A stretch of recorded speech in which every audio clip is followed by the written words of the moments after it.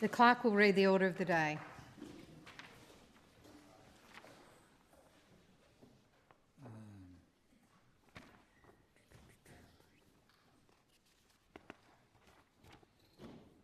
General business notice number 1, standing in the name of Mr Guyula to move a motion concerning objectives of the Aboriginal Justice Agreement.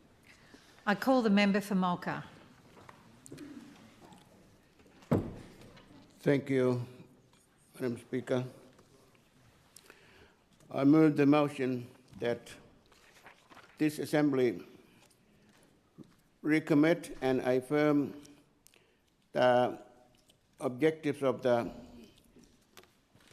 Aboriginal Justice Agreement, that by 2027 the anti-government will, 1, reduce offending and imprisonment of Aboriginal Territorians, 2, engage and support Aboriginal leadership, 3, improve justice responses and services of and for Aboriginal Territorians. Madam Speaker, the Aboriginal Justice Agreement is not perfect. It is not true agreement in the sense that there are no consequences if the agreement is not kept. I see this as very problematic because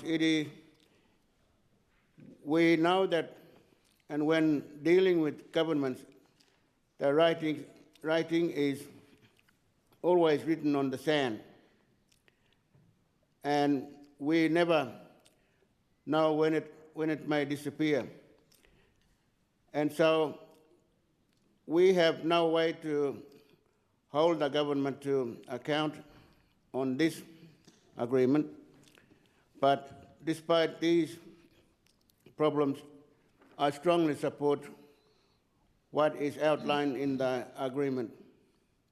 And I see it as a commitment by both the former Labor and this CLP government to try and achieve better outcomes for Aboriginal Territorians, because we are grossly overrepresented in the justice system. On the 8th of January, 89% of adults and in correction facilities were Aboriginal, and we know that often 100% of children, 100% of children in correctional facilities are Aboriginal. With laws that target marginalised people and percentage of Aboriginal people in our jails will increase. But we know that Aboriginal people only make up approximately 30% of the Northern Territory population. Madam Speaker, the ABC reported on the weekend that when ranked among the world's countries, the incarceration rate of 1,238%, 100,000 people, is second only to the El Salvador, where the rate is 1,659. The ABC article goes on to say that data cements the Northern Territory as Australia's most imprisoned jurisdiction, with an incarceration rate 3 times greater than next place, Western Australia. It also has the highest offending rate in the country. According to the Productivity Commission, with 6 out of 10 prisoners returning to jail 2 years after being released. This is not something for the government to be proud of. We should not be proud of the 500 people or persons increase in our jails. This is something that this government should see as a big problem that requires significant bipartisan support and must have strong partnership with community that includes shared decision making. When in order for us to all solve this problem together, but we are not currently seeing a government that is working in partnership of solving these problems. This government have decided that locking people up is the only solution. Madam Speaker, the Watch House jail conditions have been horrific. We know, and we don't live in an area where we have dungeons, but this is what is happening in the NT. Watch House have become the modern day version of the dungeons. The NT News quoted the Minister for Corrections, Brother Peter Maley, asking for his German client could please attend this next court hearing in person because it was the only break he would have from his cell in 2 weeks. Mr. Maley said, there are 19 people in the cell. There is no space to move. The TV doesn't work. There's literally mattresses on the floor. The only break he has got for the last 14 days is coming into the court. At the same time, Miston,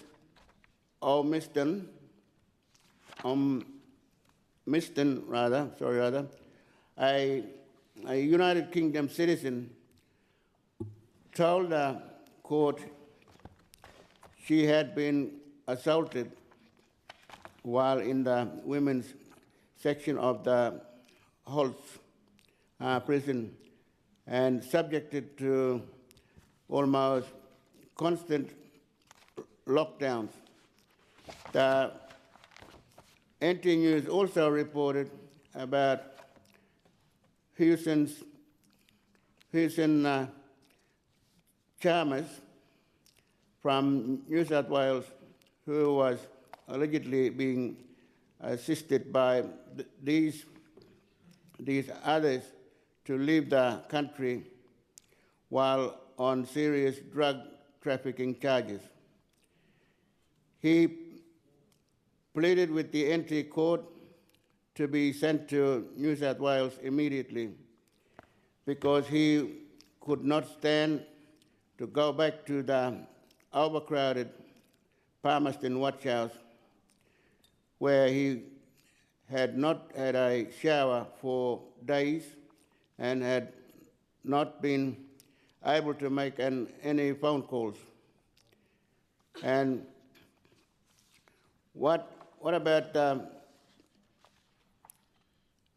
sorry, say that again. And what about our people, the people of the NT, Northern Territorians, are having to endure these conditions every day. Mr. Maley had his client and friend bailed to a hotel, and New South Wales man is back in New South Wales jail with access to showers, phone calls, and his own bed. The NT News also reported the story of two Aboriginal women who were bailed from Alice Springs Watch House after many weeks in one room with up to 20 others. They said they had two Weet-Bix and 6 sugars to be mixed with water from the sink above the toilet cistern for breakfast each day, and approximately 5 weeks, and had to share beds on the floor. I thank these women for speaking out about poor prison conditions. Madam Speaker, you all have spoken to me as well. There are people who are worried for the old people who are not receiving medical care, who have boils and who have struck in the cold cells of the Palmerston Watch House. Air conditioning, pumping all day and night with no opportunities to go outside for exercise, for fresh air and sunshine. They could not even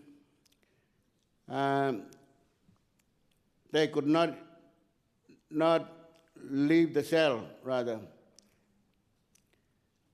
Madam Speaker, written questions 50 states that a detainee was held for 34 days at the Palmerston Watch House with no access outside the cell, and the lights always on for 24/7. And I am told when detainees are transferred to Darwin Correction Facility, there is the opposite problem. People being held in the sport and rec area, rather, all day long, like cattle in the cattle yard, with no relief from the heat. These stories show us that there is absolutely nothing happening that will help people to rehabilitate. They will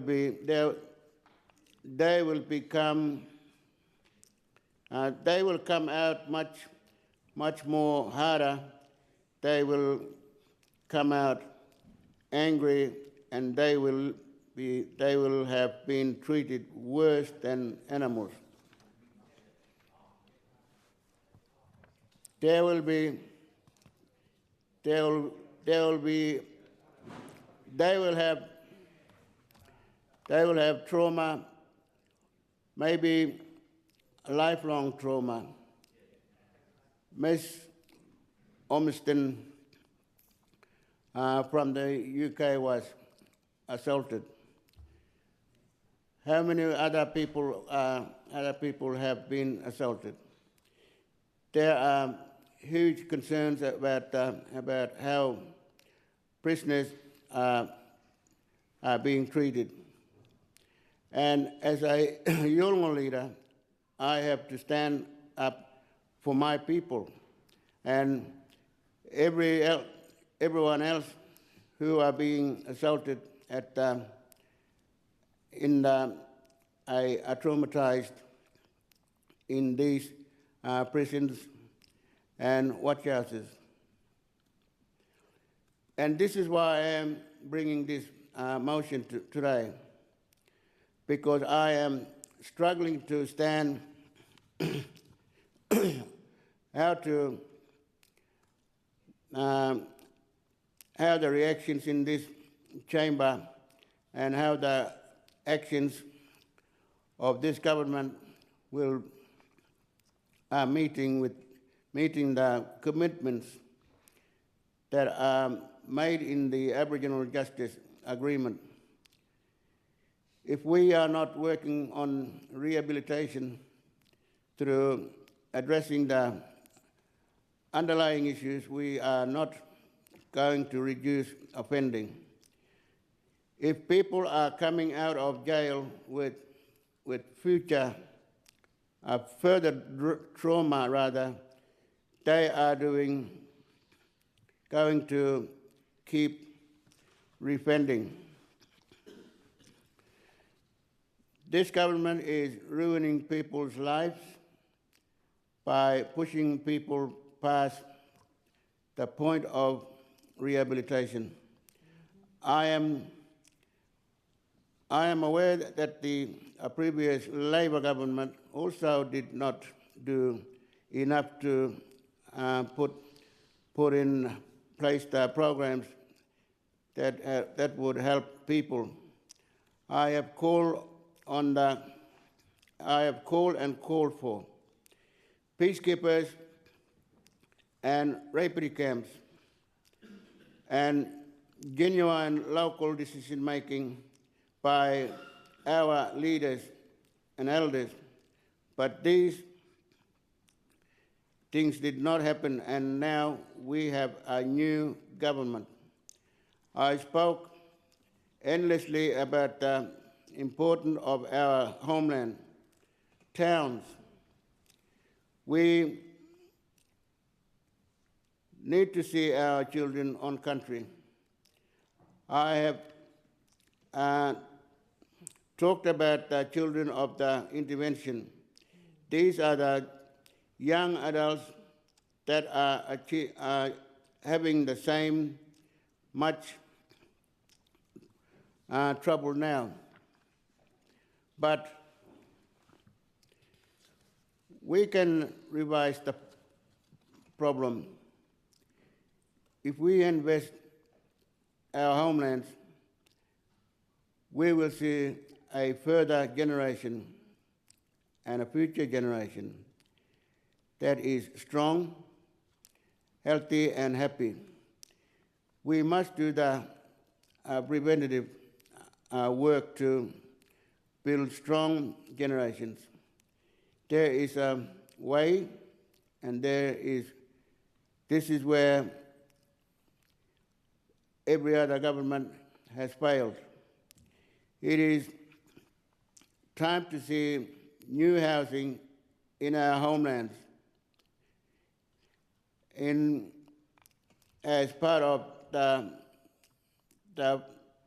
$4.4 billion rollout to housing, and I will talk to the housing minister, about this. Madam Speaker, I don't believe that bills that have passed through this parliament since the CLP government came to power in 2024 have been about looking after all of the people in the NT. And sadly, this is an enormous mistake because when you don't look after everyone, you end up looking for, or you end up looking after no one. Madam Speaker, we don't need a government that is tough on crime. We need a government who can be smart on crime. We need to look at the underlying issues and causes and remove the problems that are causing crime. Poverty, trauma, and addiction-based crime will continue and will harm people. If this government doesn't address these issues that lie beneath the crime, gangs, and racial hatred will grow.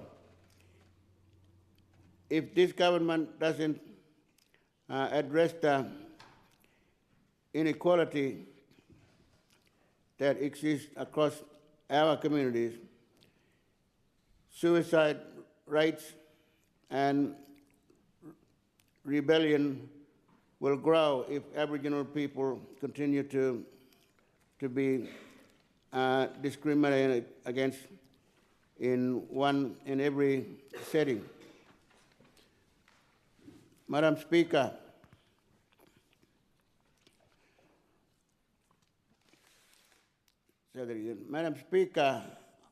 has anyone else in this chamber been refused service because of their race? Twice this year, I have been told to pay for my fuel before I pump the fuel into my car. While everyone and every other white person around me is pumping fuel before. I am standing at the Bowser. Bowser is that, so I say that again, I am standing at the Bowser that is locked because I am an Aboriginal.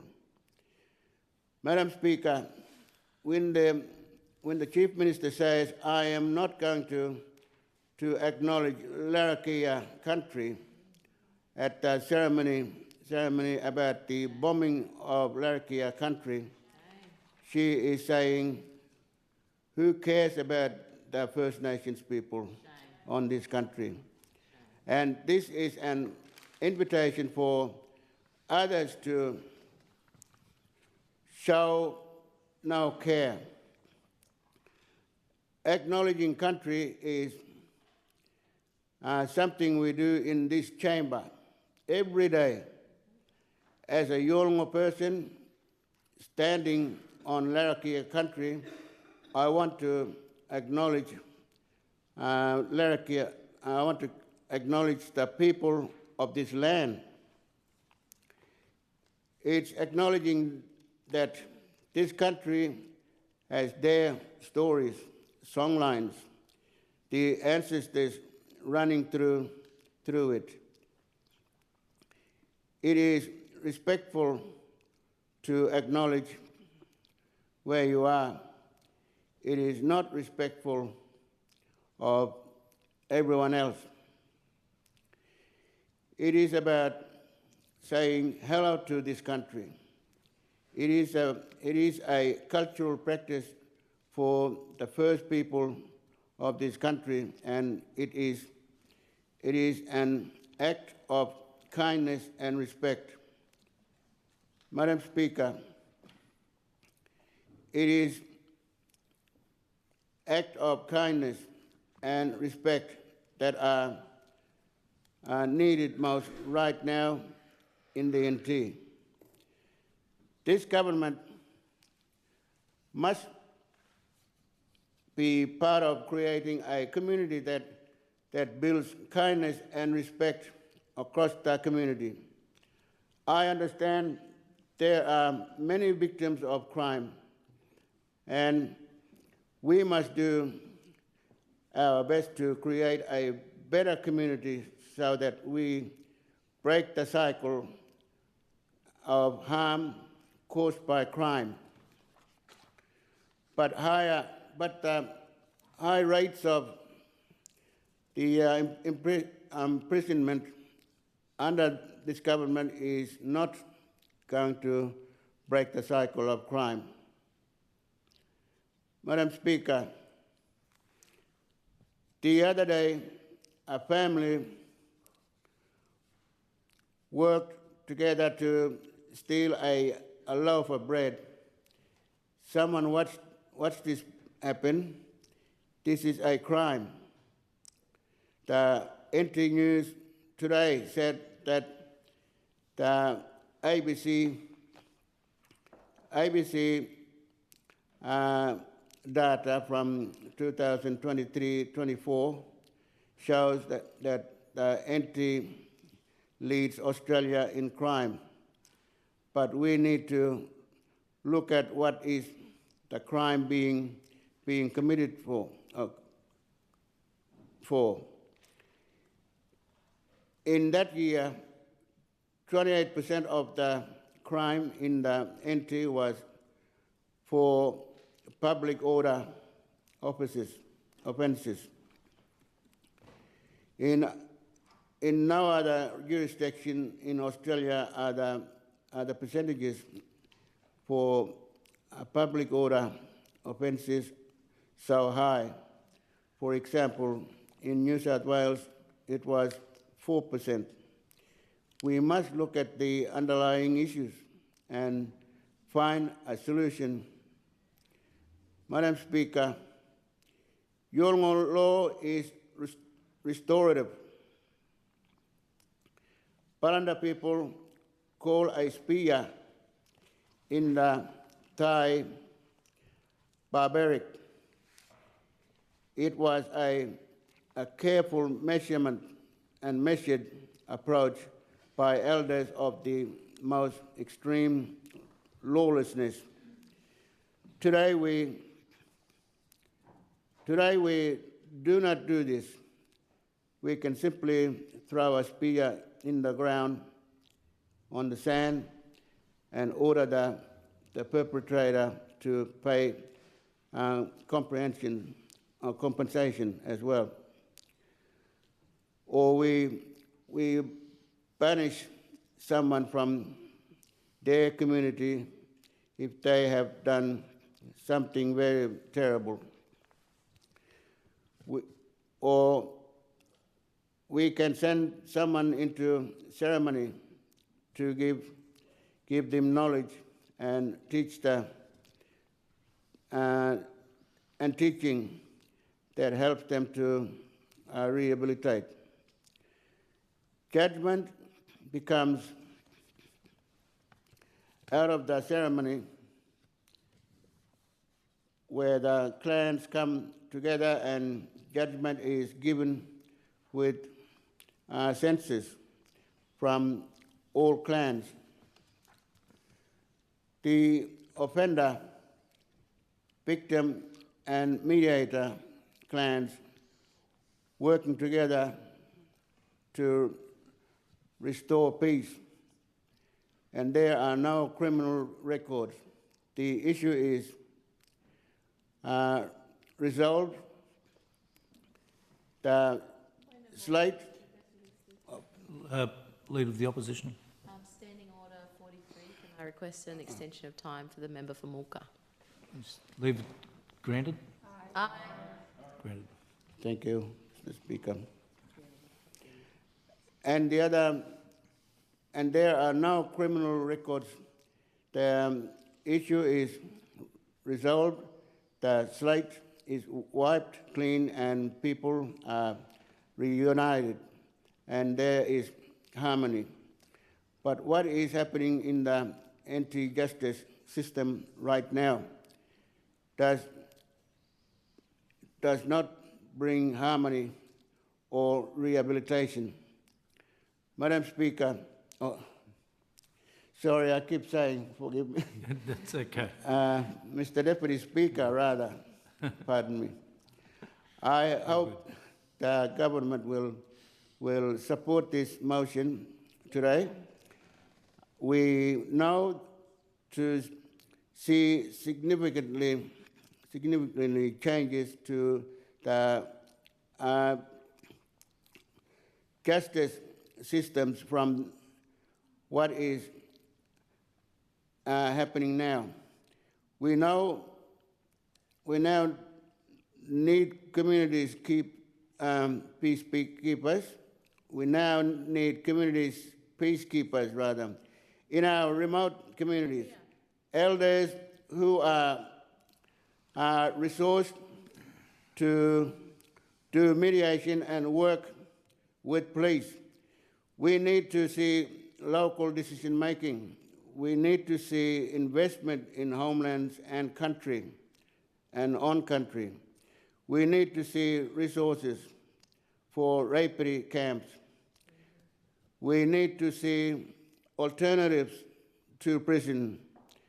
And this is going to require significant investment right now so that we can achieve the goals set out by the Aboriginal Justice Agreement. Before I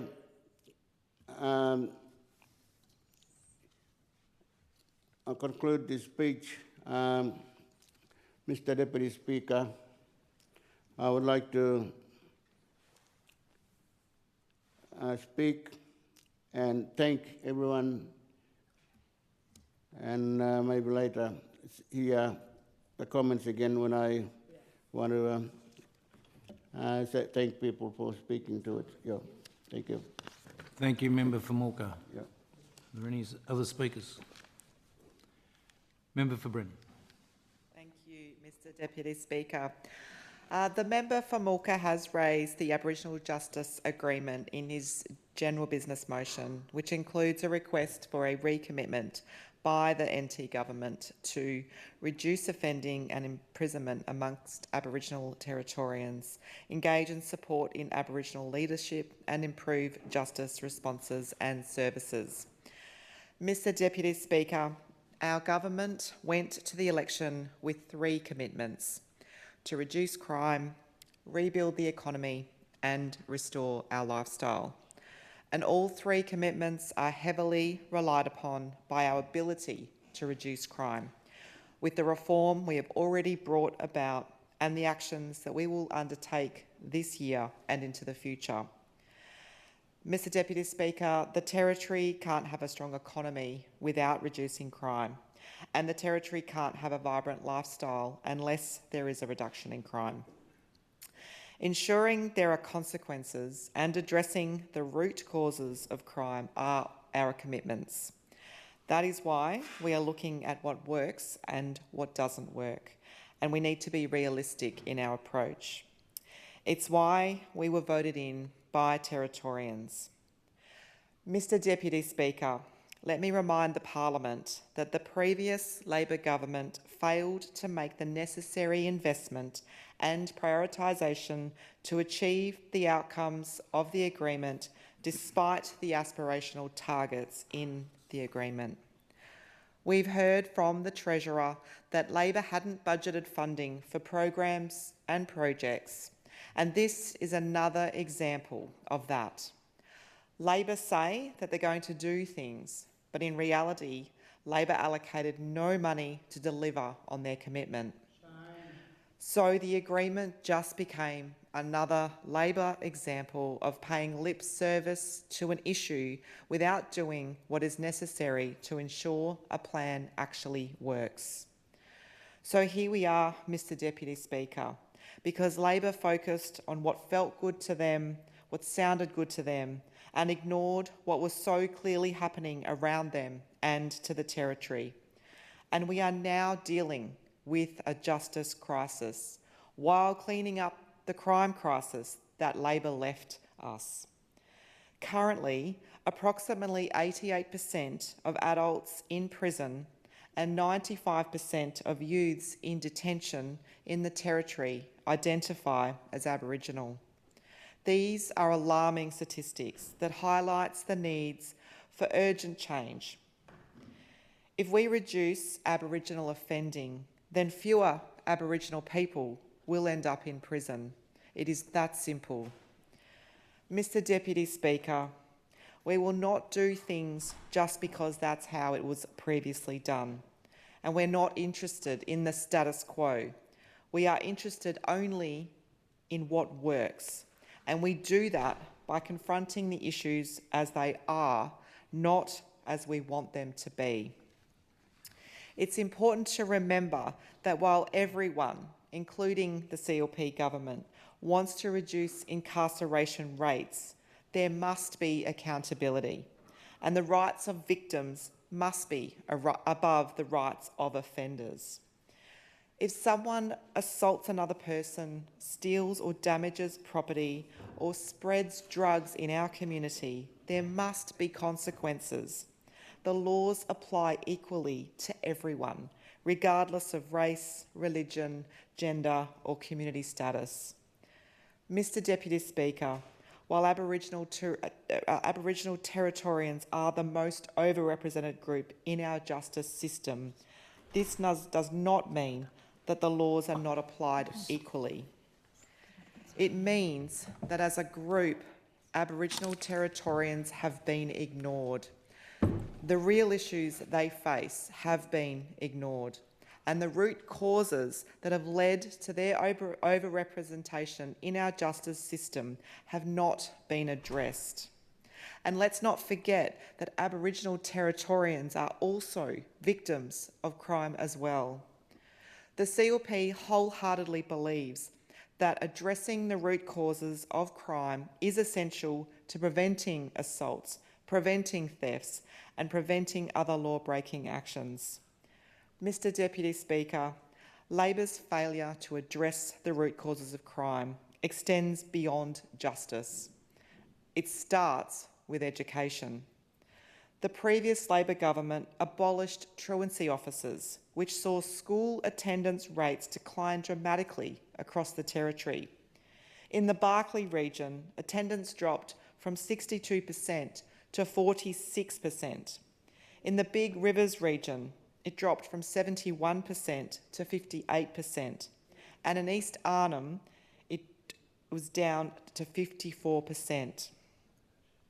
Labor also failed to properly report absentee students, shifting those absent for more than 20 days onto a separate list to hide the true figures. This essentially is one list that they have given to the public for the last 4 years, and a secret list they had siphoned off and hidden away, which would make the figures demonstrate a far worse outcome. The blame sits squarely at the feet of Labor, who failed generations of children who have missed out on an education and opportunities to live a life beyond crime. We are fixing this with the introduction of school attendance officers who ensure compliance and hold parents accountable. No parent has the right to deprive their child of an education, and our officers have the power to issue compliance and infringement notices to enforce attendance. These actions are real, that create real change. Additionally, our circuit breaker program is providing targeted intervention for at-risk youth. equipping families with the tools they need to make positive changes and break the cycle of offending. In its first month, this program had already seen success, with 40 active cases receiving intensive support, 27 family responsibility agreements in place, and 6 young people referred to safe places. The CLP will focus on rehabilitation and creating real pathways out of crime.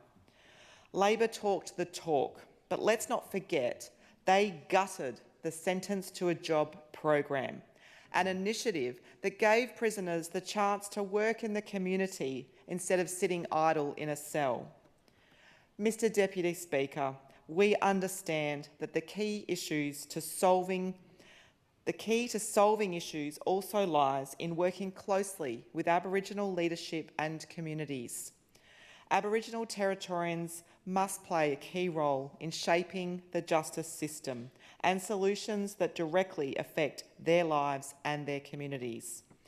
By providing essential rehabilitation programs directed at Aboriginal men, programs that Drug and Alcohol Services Australia run at the Groote Eylandt Centre are an example that accepts self-referrals and referrals by both NT-government agencies and non-government organisations, and provides rehabilitation to men who are on bail, parole, or subject to a community corrections order. This is done through structured programs that focus on early intervention and post-incarceration reintegration. This Groote Eylandt initiative is only new, and as the Attorney-General, I will closely monitor outcomes of these centres to ensure their success and assess them for the future generations. Mr. Deputy Speaker, I conclude by stating everything we are doing is for all Territorians. Our government is focused on ensuring safer communities, better education and real opportunities for everyone, regardless of background or where you live in the Territory. Crime and disadvantage affect us all, and our solutions must work for every Territorian. By tackling the root causes and holding people accountable, we can make the Territory the best place to live, visit, work and invest. Thank you, Member for Brennan. I call the next member to speak in debate. Member for Gwoja. Thank you, Mr. Deputy Speaker. And I do rise to speak to the motion brought forward by the member for Mulka and thank him for his custodianship of country, of his community, and for his fearless advocacy and leadership in this space. I've had the opportunity to travel with the member for Mulka, to visit communities across his vast electorate of Mulka, to sit down and listen and see firsthand some of the amazing projects that have been driven by the local communities in his electorate. I've had the opportunity to see firsthand the incredible change makers that live in the electorate of Mulka. The work that they have done with rapidity, with peacekeeping, with mediation, incredible. To sit down with them and talk with them around how we can continue to embed those practices into the Northern Territory's justice system has been an incredible opportunity, one I am incredibly privileged to have had and to have shared with the member for Mulka. I do find it ironic that the Attorney-General, a non-Indigenous woman, stands here today and lectures the member for Mulka about what is needed to tackle the high rates of Aboriginal incarceration and the number of Aboriginal people experiencing difficulty in the justice system. The member for Mulka absolutely knows what is needed, and he has spent his entire life, his entire career, advocating, being a change maker. Now, this is an important motion. We're yet to hear whether the government will be supporting this motion or not. But Mr. Deputy Speaker, the Northern Territory Aboriginal Justice Agreement or as it is commonly referred to as the NTAJA, is not just an agreement. It is not just a policy document or a statement of intent. It represents a commitment to justice, equality, equity, and at its core, self-determination for Aboriginal communities in the Northern Territory. Today, I want to share with you why the Northern Territory Aboriginal Justice Agreement is important and why it deserves everyone in this chamber's full support.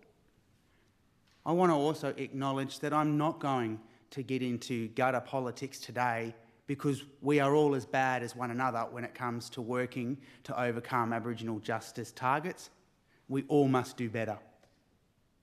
The Northern Territory is home to some of the most vibrant and resilient communities in Australia. Yet these communities have long faced systemic inequalities in the justice system. Aboriginal people make up 30% of the Northern Territory's population, but account for over 80% of its prison population. This stark statistic is not merely a number, it is a reflection of the deep-seated challenges of discrimination, of disconnection, of disadvantage, and it must be addressed. The Northern Territory Aboriginal Justice Agreement is a roadmap to tackle these injustices head-on. It recognises that the current system has and continues to fail to deliver equitable outcomes. And what is required is meaningful change that requires more than tweaks at the margins. It requires a shift in how we think about and deliver justice for all. Mr. Deputy Speaker, we do need a new age justice system that reflects modern values, understanding and best practice standards to respond to the issues affecting all of our communities. This new age justice system must be a system designed in consultation with all Territorians and be driven by data and evidence. We need to recognise that people need a system that they can see themselves in. When we talk about that particular system and Aboriginal people, Mr. Deputy Speaker, we need a system that we see ourselves in, not just behind a courtroom dock, not just in cells, but to see ourselves in the juries, in the administration of justice, as lawyers, as judges, interpreters, support staff. As the Northern Territory's former Attorney General and as an Aboriginal man, I understand the need and the calls for change. And I did, Mr. Deputy Speaker, what I could in the limited time I had as the Northern Territory Attorney General. The only regret I have is that I never had enough time. I make no apologies for standing up and delivering alternative to custody programs, law and justice groups with our government, Manuel, Kintor, Yuendamu, Barunga, Ramingining, to name a few. Raising the age of criminal responsibility. Again, I make no apologies for that important reform. Tackling racism, commissioning reviews into government departments. We've heard tonight the member from Mulka talking about the discrimination that he and that many of our family members experience every day.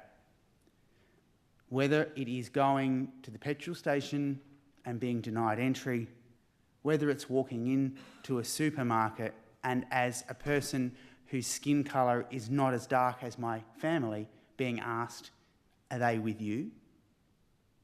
This is the experience of so many Territorians. This is why we must continue to tackle racism.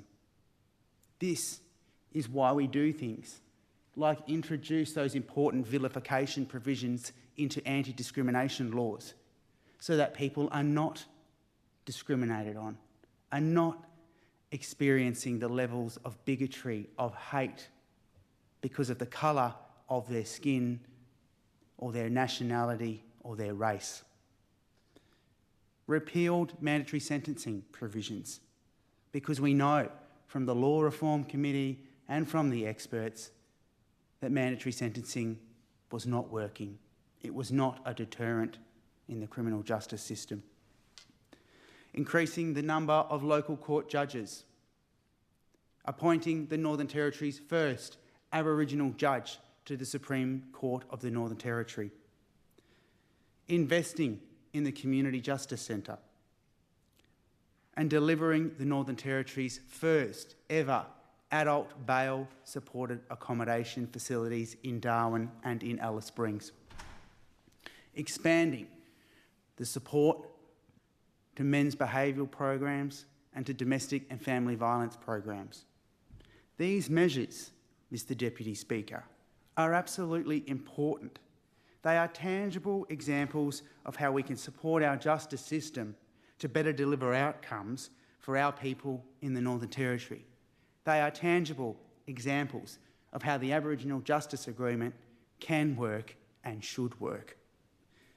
Sadly, a number of these key reforms have not been in long enough to see the fruits of their labour. They have not been in long enough to see the hard work that went into delivering that transformational reform. However, we have shown that with courageous leadership and passionate people, we can transform the Territory's justice system. And Territory Labor commits to re-establishing every measure that the CLP repeal when it comes to the Aboriginal Justice Agreement. At the heart of the Northern Territory Aboriginal Justice Agreement is the principle of self-determination. This agreement prioritises Aboriginal leadership and decision-making in justice processes. By empowering communities to take the lead, not only are we honouring the intrinsic rights of Aboriginal Territorians, but we are also drawing upon our families' deep cultural knowledge and experiences to create solutions that work. Community-led initiatives such as law and justice groups, alternative sentencing models, and culturally appropriate programs are at the core of the Northern Territory's Aboriginal Justice Agreement. These initiatives are designed to reduce reoffending, strengthen community safety, and restore cultural practices that have been eroded by colonisation and a legal system that has willingly ignored them. We have seen firsthand the importance and the direct improvements of these initiatives. We've seen them roll out across the Territory. Law and justice groups, groups that have commenced changing the landscape and improving the responses for community members, victim survivors, and assisting perpetrators identify rehabilitation and sentencing options. I've been out and I've experienced firsthand the important groups doing this work. It is hard work. I was heavily involved in driving these initiatives because I know that community solutions are an important piece of the puzzle when solving our social issues. The Aboriginal Justice Agreement does not just view justice in isolation. It acknowledges the intersection of social determinants such as health, education, housing and employment. By addressing root causes, the agreement takes a holistic approach to reducing crime and incarceration rates. This is not just a justice issue, this is a human rights issue. Moreover, the agreement emphasises the importance of healing. For too long, the justice system has focused solely on punishment without addressing the trauma that often underpins offending behaviour. By integrating therapeutic and restorative justice approaches, the Northern Territory Aboriginal Justice Agreement seeks to break cycles of harm and create pathways for rehabilitation and reintegration. We know that if we want to change the trajectory of our people, we need to help them in all areas of their life. Crime and antisocial behaviour are addressed not just through enforcement, but by building more homes, providing education, offering treatment, and lifting people out of poverty. These actions tackle the social determinants of crime head-on. Mr Deputy Speaker, I want to share a compelling example that highlights this very connection. During the COVID-19 pandemic, when the Commonwealth Government temporarily increased welfare payments, we witnessed a remarkable outcome. Crime and antisocial behaviour decreased significantly across communities in the Northern Territory. I'm not saying it was every community, but I am saying a significant portion. People used the additional support to purchase essential household items like washing machines, fridges, and air conditioners from community stores. We also saw an increase in the consumption of fresh fruit and vegetables, improving the overall well-being. And these statistics can be found through our local community stores. This case, Mr. Deputy Speaker, demonstrates how addressing poverty and inequality through targeted support can have far-reaching positive impacts on individuals and communities alike. This is how you overcome crime and antisocial behaviour. Justice reinvestment presents a powerful opportunity to address these social challenges effectively.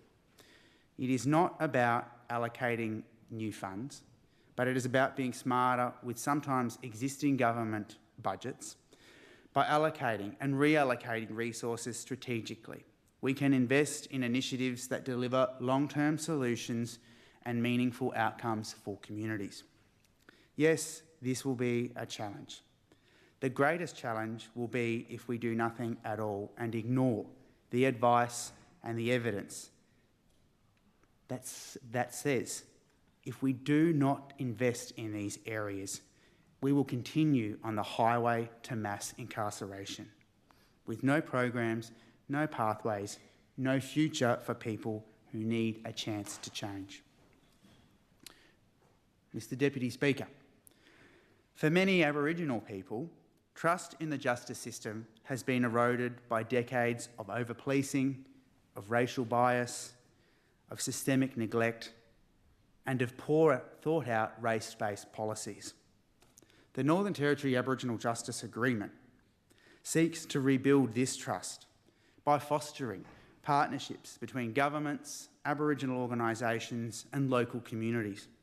This collaboration is essential for creating a system that is fair, inclusive and reflective of the diverse needs of the Northern Territory's population. The agreement also holds governments accountable by setting measurable goals and regularly reporting on progress. It ensures that commitments translate into action, and if not, their inaction is reported. This transparency is crucial for maintaining momentum and driving meaningful change. The Northern Territory Aboriginal Justice Agreement is not just an agreement, it is a call to action. It challenges us to confront the injustices of the past and build a future founded on respect, equity and partnership. It reminds us that true justice cannot be achieved without active participation and leadership of Aboriginal communities. Supporting the Aboriginal Justice Agreement means supporting a vision where every person, regardless of their background, has the opportunity to live with dignity, safety and hope. It means standing with Aboriginal people in the pursuit of justice and self-determination.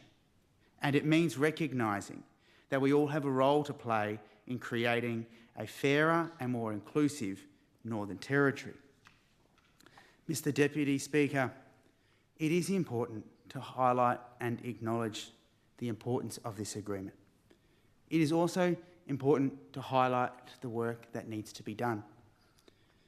The Deputy Chief Minister has stated that jailing is failing, and I agree.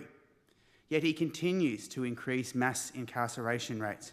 By his own admission, jail is failing, and he is willingly perpetuating the problem by relying on the same broken system.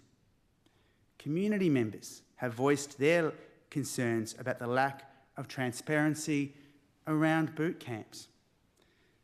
They have not heard what is happening and where these boot camps are going. The Aboriginal Justice Agreement and its members talk of the need for healing, talk of the need for therapeutic rehabilitation programs that need to be in place, because they are essential tools in addressing the root causes of offending, and they will create long-lasting change. We have heard from many in our communities that we want programs, not more prisons, and that is the way forward. We need initiatives that focus on changing behaviours and addressing the underlying social issues that lead to crime. Critical reforms are also overdue in key areas, like the Northern Territory's Jurors Act. I've said it before and I will say it again. You cannot have trust in a system that you cannot see yourself in. And as an Aboriginal person before the court, if you look across at the jury and you cannot see an Aboriginal person, you have to ask yourself, do they understand the cultural challenges, the barriers, the relationships, the complexities? That is an important question. There are also questions about Aboriginal members being on the jury and how the conflicts of interest are managed, so that there are not poison cousins on the jurors and that people can actively work together. That is a huge piece of reform that is needed in the Northern Territory. That is a piece of reform that has been needed and I acknowledge was being undertaken. Leader of the Opposition. Under Standing Order 43, I request an extension of time for the member for Gwoja. Is leave granted? Aye. Leave granted. Thank you, Mr. Deputy Speaker. Acknowledging the work that needed to be done, work had commenced on reviewing the Northern Territory Jurors Act, and I hope that that is a commitment that the Northern Territory government will continue to honour and review to ensure that we can make sure that our juries reflect the diversity of the Northern Territory. As I said, there are many areas that continue to be overdue for reform. The Jurors Act, the Parole Act. The Northern Territory is still one of the only jurisdictions left in the country that does not factor in street time, a significant gap in our system. I understand that the Parole Board was considering putting forward a number of recommendations to the previous government and most likely to this government.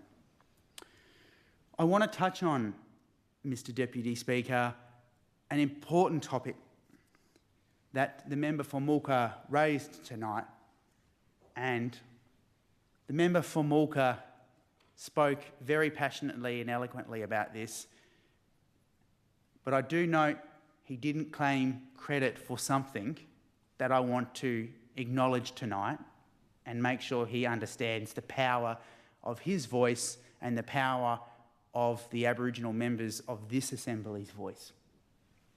And that's when we talk about peacekeepers, mediators and repeti. It is incredibly important to acknowledge that through the advocacy of the member for Mulka, the member for Arnhem, the member for Daly and Arafura, and certainly myself as the Aboriginal Affairs Minister at the time, and the member for Gwoja, the level of advocacy and lobbying to the federal government around additional funding for peacekeepers, for mediators, and for therapeutic responses, and as the member for Mulka talks about, repeti. And we were able to actually see a positive result not too long ago, and that was in the announcement from the federal government in terms of the Northern Territory Remote Aboriginal Investment, where there is now an actual budget allocation in that agreement for peacekeeping, for community mediating, for support of the Community Justice Centre, for support to establish Ropiti in a member for Mulka's electorate. Now, that wouldn't have happened without the strong voice of particular people, and I want to acknowledge them tonight and make sure that they do take some credit for that important work, because that advocacy to the Commonwealth, to the former Minister for Aboriginal Affairs, Linda Burney, and now the Northern Territory's very own Senator, the good one, Mullindiri McCarthy, we've seen that targeted investment for the mediation processes, the peacekeeping processes, because it is incredibly important. I said I was out with the member for Mulka. I've also been out in my own communities, in Yuendamu and Yurapi, Lajamanu. I've seen firsthand the absolute experience and the absolute experts in action with the Southern Tanami Kudjeri group, peacekeepers and mediators. I've seen them out in the desert, sitting down with family, de-escalating my own family when my cousins, my mothers, my brothers, my grandfathers, my uncles, my aunties get a little bit hot and the temperature's building and the behaviour is escalating. I've seen the importance and how beneficial law and justice groups are, community mediation groups, peacekeepers are, de-escalating, keeping people calm, getting the community back to a harmonious area, talking out with people.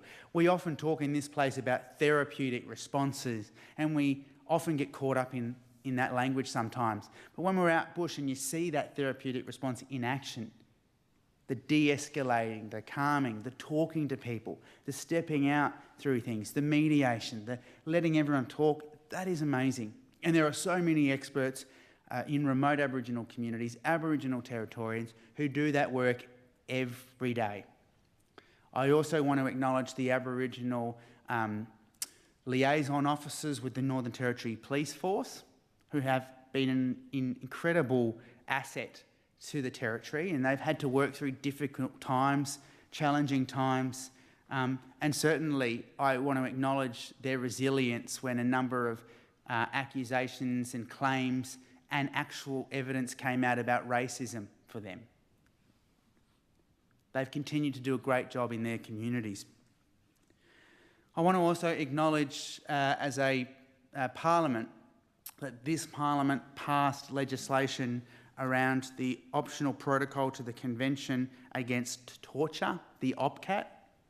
And I want to acknowledge that the Northern Territory did in fact ensure that the OPCAT team, when they were in the Northern Territory, had access to the facilities. Transparency is a key to meaningful change, and that change is important. We need bold action to create a justice system that heals, that rehabilitates, that prevents crime, rather than one that simply perpetuates failures. In closing, Mr. Deputy Speaker, I urge each and every one of us to lend our voice, our resources and our influence to support the Northern Territory Aboriginal Justice Agreement. Together, we can transform the vision into a reality and build a justice system that reflects fairness, equality and humanity. We can all be signatories to the Northern Territory Aboriginal Justice Agreement. We can all get behind and support the amazing community-controlled Aboriginal organisations who do a fantastic job each and every day defending the pillars of justice, defending the rights of Aboriginal Territorians. I want to also acknowledge and extend my gratitude and thanks to the legal community, the Women's Legal Services, the Aboriginal Legal Services, the Northern Territory Legal Aid Commission, all of the lawyers who do an incredible job each and every day representing vulnerable Territorians seek justice. I want to acknowledge the members of this Parliament who have stood tall in supporting legislation over the years that has absolutely protected vulnerable people in our community, because it is incredibly, incredibly important. So I do acknowledge and I do thank the member for Mulka for bringing this extremely important motion before the Assembly and for enabling us to have a respectful and meaningful debate on this tonight, because this should serve as a reminder that none of us are exonerated from our responsibility and our commitment to improve the lives and transform the outcomes of Aboriginal Territorians when it comes to our justice system. You cannot be what you cannot see, and everything that we do, we must do to improve the lives of Territorians. We must all work, whether it is health, housing, education, economic development opportunities. Access to these very pillars will help us transform the justice system, will help us address crime and antisocial behaviour. Continuing to work on and call on the Commonwealth to assist in lifting people out of abject poverty must be a solid commitment, because when people are lifted out of poverty and they are given opportunity to participate in the workforce, opportunity at economic prosperity, the Territory will continue to be a better place. I want to acknowledge that there is incredible work happening with Senator McCarthy on the CDP reform and the real jobs. That, of course, is absolutely incredibly well regarded. I want to acknowledge that there is a lot of work happening on the Joint Select Committee around housing, but I echo the member for Mulka's call.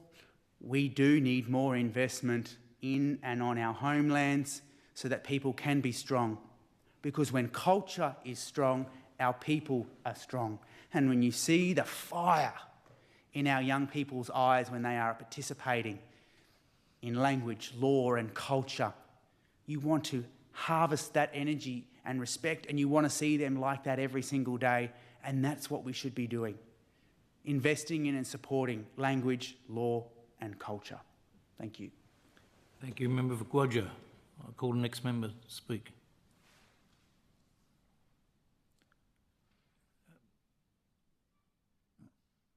Member for Daly. Thank you, Mr. Deputy Speaker. Mr. Deputy Speaker, I would like to thank the member for Mulka for bringing on such an important motion before the Assembly today. Mr. Deputy Speaker, I stand here today with my colleagues in support of this motion, calling on this CLP government to reaffirm the commitment to the Aboriginal Justice Agreement. This is not an agreement that should be taken lightly or branded as a political football from one government to another. It is and always should be an agreement which receives ongoing bipartisan support from all sides of this Assembly. At the front of the agreement, you can read the Leader of the Opposition's forward as the then Attorney-General, outlining, as Territorians and as a society, we have the responsibility to ensure that all Aboriginal Territorians have the ability to grow, thrive and live safely. This is what this agreement is all about, Mr. Deputy Speaker, and it should go without saying that we all want to ensure any government can and should deliver on the objectives of this agreement to the best of its ability. To 1, reduce offending and imprisonment of Aboriginal Territorians. 2, engage and support Aboriginal leadership. And 3, improve justice responses and services for Aboriginal Territorians. Because, Mr. Deputy Speaker, this agreement is not just a political commitment, but is also a moral, social and economic imperative for the Northern Territory. The initial signing of this agreement was a first step in showing the Territory Labor Government's ability to acknowledge past failures, take corrective action, and work to build a justice system that truly serves all Territorians equally. However, this is not a task that falls solely on government. It is a shared responsibility that requires strong partnership between government agencies, our urban, rural and remote communities, stakeholders, and of course, local leadership. And we know that there is strong local leadership across the Territory. Leaders have not only actively participated in the consultation prior to the agreement being launched, but have consistently engaged with the agreement along the way. Mr Deputy Speaker, the Aboriginal Justice Agreement was born from the severe disadvantage that many Aboriginal people experienced in the Territory, especially individuals who have encounters with justice system as both victims and offenders. Aboriginal Territorians make up 83% of the adult prison population in the Northern Territory.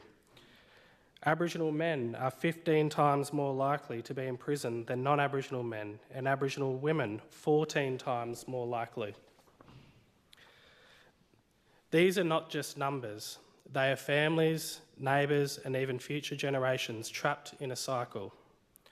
There are many complex reasons for overrepresentations, including factors within the criminal justice system, generations of failed policies, and other underlying factors which Aboriginal Territorians have in contact with the justice system.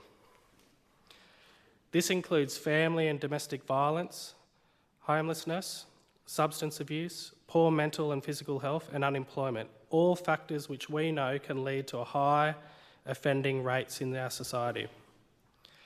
But Mr Deputy Speaker, the Royal Commission into Aboriginal Deaths in Custody and the countless reports and inquiries over the years all tell us the same thing. We must modify the system, not just punish the people in order to help truly break the cycle of reoffending. When a government deploys such strict, reactionary, punitive measures as a standalone policy to reduce crime, we know that it won't work. The same old ways working will give us the same old results. Packing people into jails and watch houses like sardines in a can will not work. It can entrench disadvantage and in the direst circumstances can lead to someone ultimately losing their life. Madam Speaker, Mr Deputy Speaker, sorry. To change this, we need to do things differently. The Aboriginal Justice Agreement is not just a government priority, it should also come as a personal priority of all members in this chamber. We need to do things better. We need to continue actually listening to communities to know what will work and what we do to change lives for the better now and into the future. Aboriginal Territorians are best placed to understand and tackle issues that impact on justice in their own communities, and that collaboration between government agencies and Aboriginal leaders is essential to achieve change. That is woven through 13 specific commitments in the agreement. Action proven to work for Aboriginal people. Offering stronger alternatives to custody. Delivering effective therapeutic programs tailored to meet the needs of individual offenders.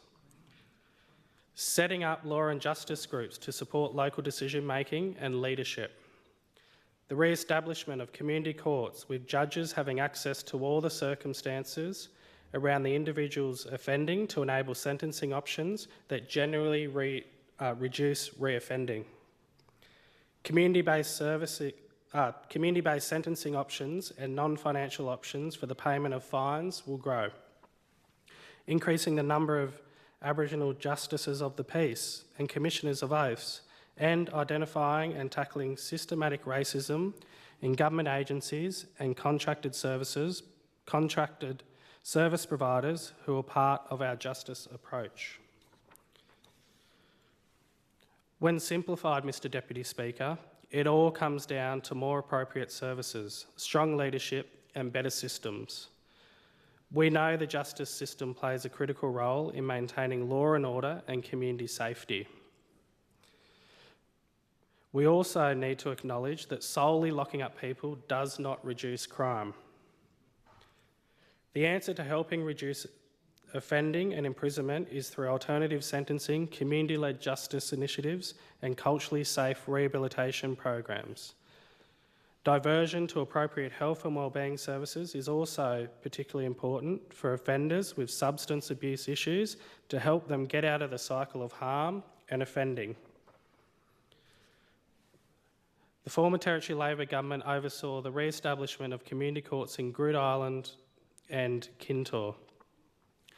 These community courts empowered and enabled elders and local leaders to work alongside the justice system and assist judges to determine the most appropriate sentence for an offender and help shape culturally relevant sentencing options for offenders. Community courts, in conjunction with community law and justice groups, will help and continue to enhance justice responses and overall community safety.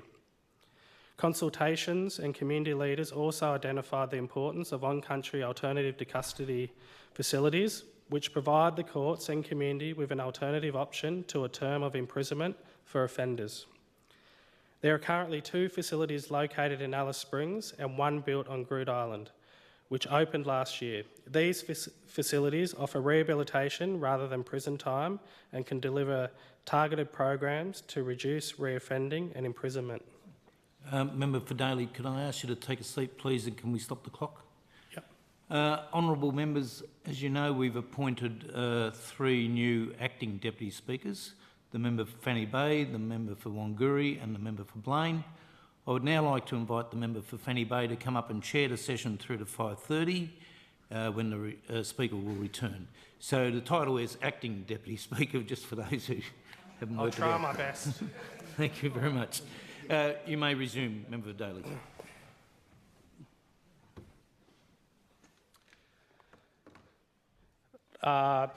Thank you, Mr Deputy Speaker, and welcome to the Acting Deputy Speaker, is it? Acting Deputy Speaker.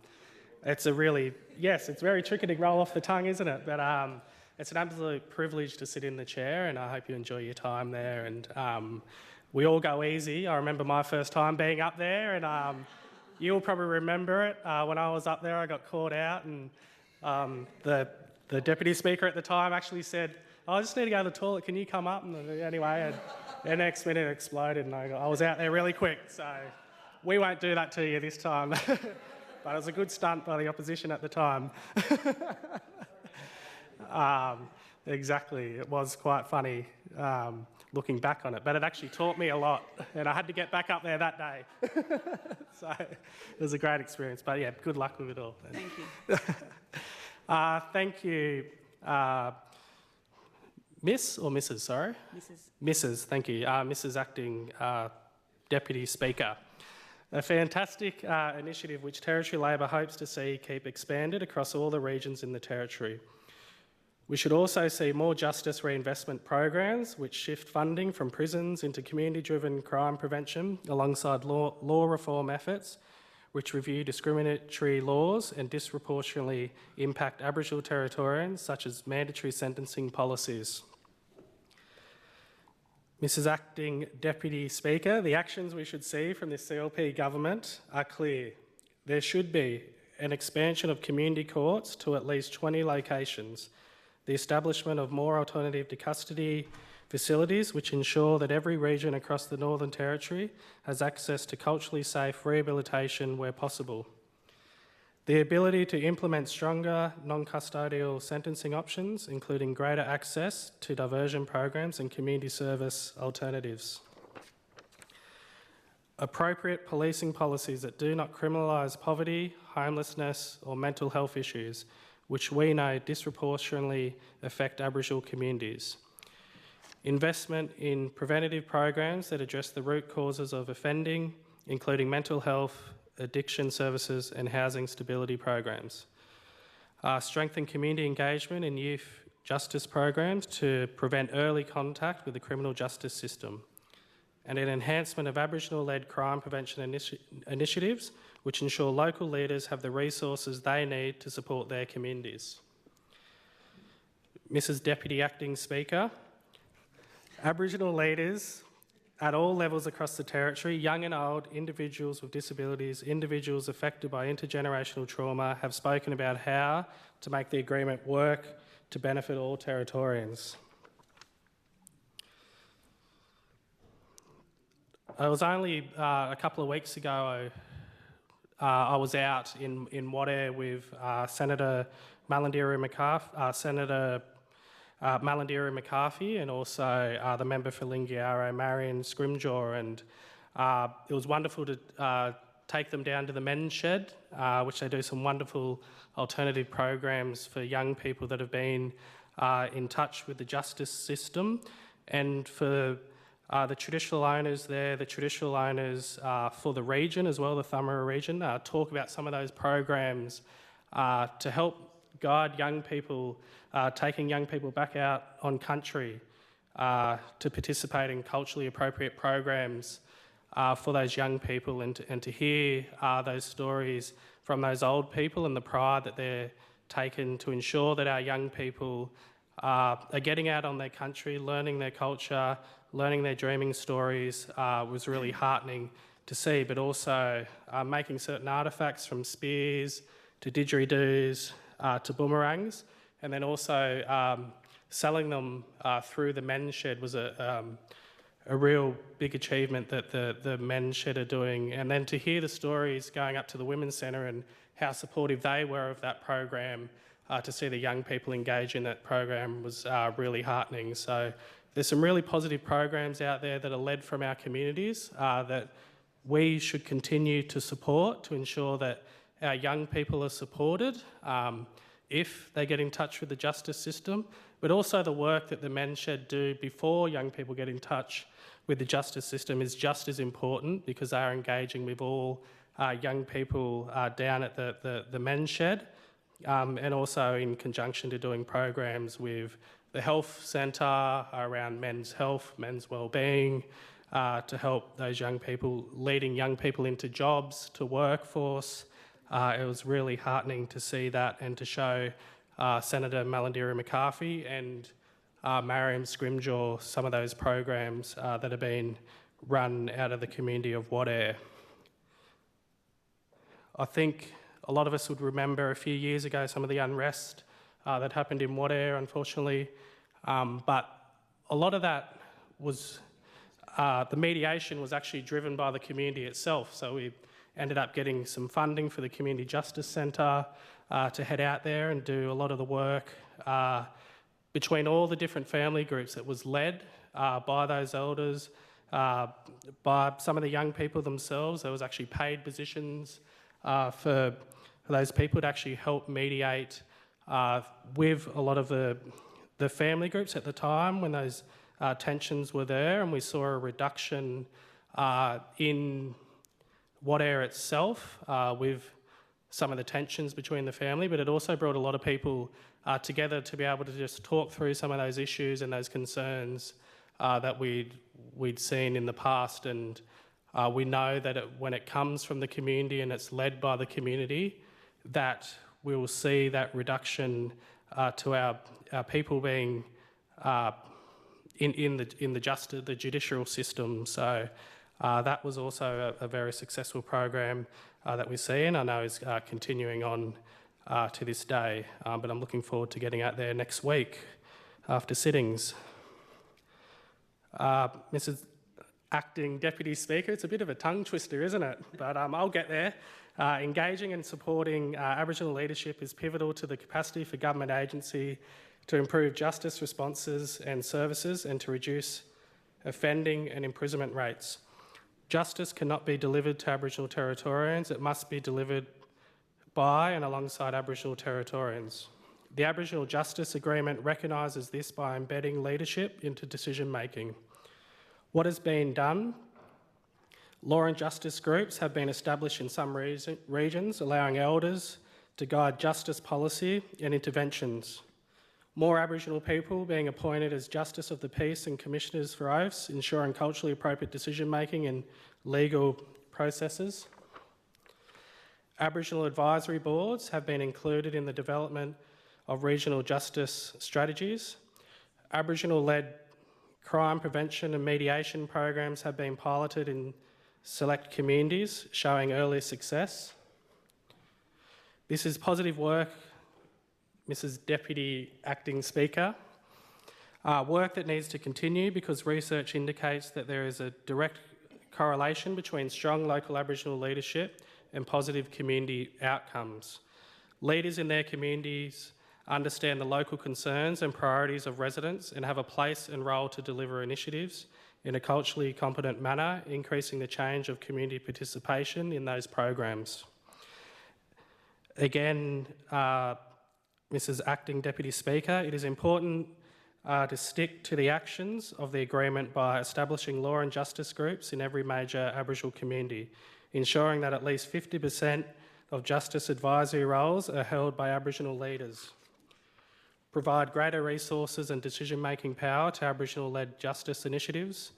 Expand leadership training and employment programs within the justice system, including pathways for Aboriginal lawyers, magistrates and policy advisors. Increase funding for Aboriginal-controlled organisations to design and implement crime prevention and intervention strategies.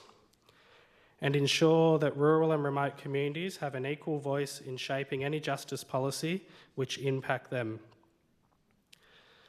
Mrs. Acting Deputy Speaker, the justice system should serve and protect all Territorians equally and not be placed of fear or discrimination towards Aboriginal people.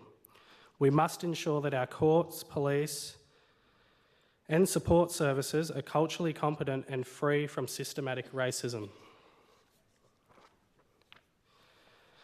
I know that there are some great education on Aboriginal history and cultural competency courses being undertaken by new police recruits. However, we should ensure that all frontline workers in regions undertake these courses to ensure culturally competent services are being delivered and are in compliance with anti-racism policies across government agencies holding Aboriginal justice matters. We've also seen strengthened language interpretation services in courts by improving language access and legal education for interpreters, because ensuring that Aboriginal people understand their rights and can access justice systems without barriers ensure fair representation for Aboriginal Territorians who need it. I look forward to seeing more interpreters being on board to ensure that any Aboriginal Territorian who needs access to an interpreter can do so, and also hope... Just ask you to sit down, Member for Daly. Thank you, Madam Acting Deputy Speaker. Understanding Order 43, I seek an extension of time for the member for Daly. Is leave granted? Yes. I don't have long. It's granted. You can continue. Thank you, Mrs. Acting Deputy Speaker. However, we should ensure that all frontline workers in regions undertake these courses to ensure culturally competent services are being delivered and are in compliance with anti-racism policies across government agencies handling Aboriginal justice matters.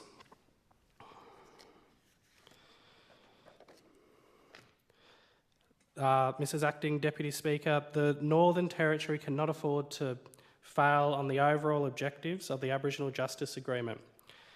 Justice delayed is justice denied, and every year that passes without action is another year that Aboriginal families suffer unnecessary trauma. We must remember that justice is not just about laws and policies, Mrs. Acting Deputy Speaker. It's about dignity, respect and the right to a fair and equal life. It's about ensuring that an Aboriginal child in Darwin, Katherine, Nhulunbuy, Alice Springs, Tennant Creek, Wadair, or any remote community has the same opportunities, safety and hope as any child in this country. The time for action is now. Thank you. Thank you, Member for Daly. I call the next member to speak in debate. Thank you, Mrs. Member for Nightcliff. Thank you, Acting Deputy Speaker.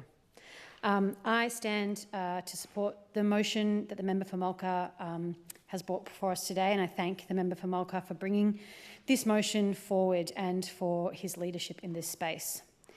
We are in desperate need of a real commitment enacting the recommendations of the Aboriginal Justice Agreement. We currently have police watch houses overflowing, with people waiting up to 2 months in the watch house without adequate health and safety standards. The Northern Territory's prison population has also reached a new high, with data from the ABS showing that the NT's prison population rose from 2,236 to 2,400 in the 2024 November quarter, a 7% increase. Since then, another 300 people have been incarcerated, putting the total number to 2,704 in custody as of last Thursday. This puts the NT's incarceration rate at 1,238 per 100,000 people, or more than 1% of the Territory's population is in custody. That is a shameful indictment, and it's just not right. The Northern Territory's Police Association, NTPA's president, says he is scared it is, quote, a matter of time until a death in custody occurs. Peak bodies have called the conditions in the overcrowded stations as inhumane and, quote, a shocking violation of human rights. Even our Supreme Court justices are recognising that these high rates of imprisonment are not okay or effective. Justice Blockland stated, quote, imprisonment and the significant use of it in Australia and the NT is a wicked problem for many of us, end quote, and recently called upon the NT to think more creatively at how we can address this issue. In the NT, Aboriginal men are imprisoned at 15 times the rate of non-Aboriginal men, and Aboriginal women are imprisoned at 14 times the rate of non-Aboriginal women. In fact, First Nations communities in the NT are the most incarcerated people in the world. This is a national shame. Have we learnt nothing from our past or from the many expert reports in the last few decades about what real justice looks like for Aboriginal community members? The new CLP government have been boasting about the large numbers of people in prison, majority of whom are Aboriginal. This is nothing to be proud of. It's a failure. Granted, it's not a failure of the CLP alone, but of all successive governments here in the Northern Territory. Let me repeat, and I cannot believe I have to say this in 2025, but having overflowing prisons is nothing to be proud of. It's an embarrassment. It means we collectively have failed. We've failed each new generation of children being brought up in poverty. Each new generation of First Nations children experiencing racism and discrimination. We have failed in our social safety nets, failed in prevention and early intervention. The Aboriginal Justice Agreement draws from the key work of the 1991 Royal Commission into Aboriginal Deaths in Custody, which recommends that arrest and imprisonment should be a sanction of last resort. In line with this, Aim 1 of the Aboriginal Justice Agreement seeks to reduce offending and imprisonment of Aboriginal Territorians. A real commitment to reducing offending is good for everyone. That's what we want, right? Reducing the offending in the first place. Reducing offending and imprisonment benefits us all. It reduces the amount of victims of crime as well as the associated costs of this. It reduces government spending on corrections, and it would actually make the NT safer for everyone. Locking up people does not solve the problem. Our current situation and our current crime statistics make this blatantly obvious. In fact, we have the highest rates of recidivism in the country, with almost 60% of offenders going back to prison. Throwing people, very often people with complex trauma and disabilities, into prison to further brutalise and traumatise them does not do anyone any good.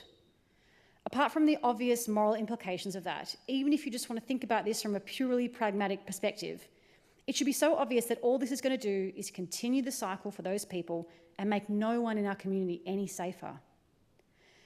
Prison clearly isn't the solution.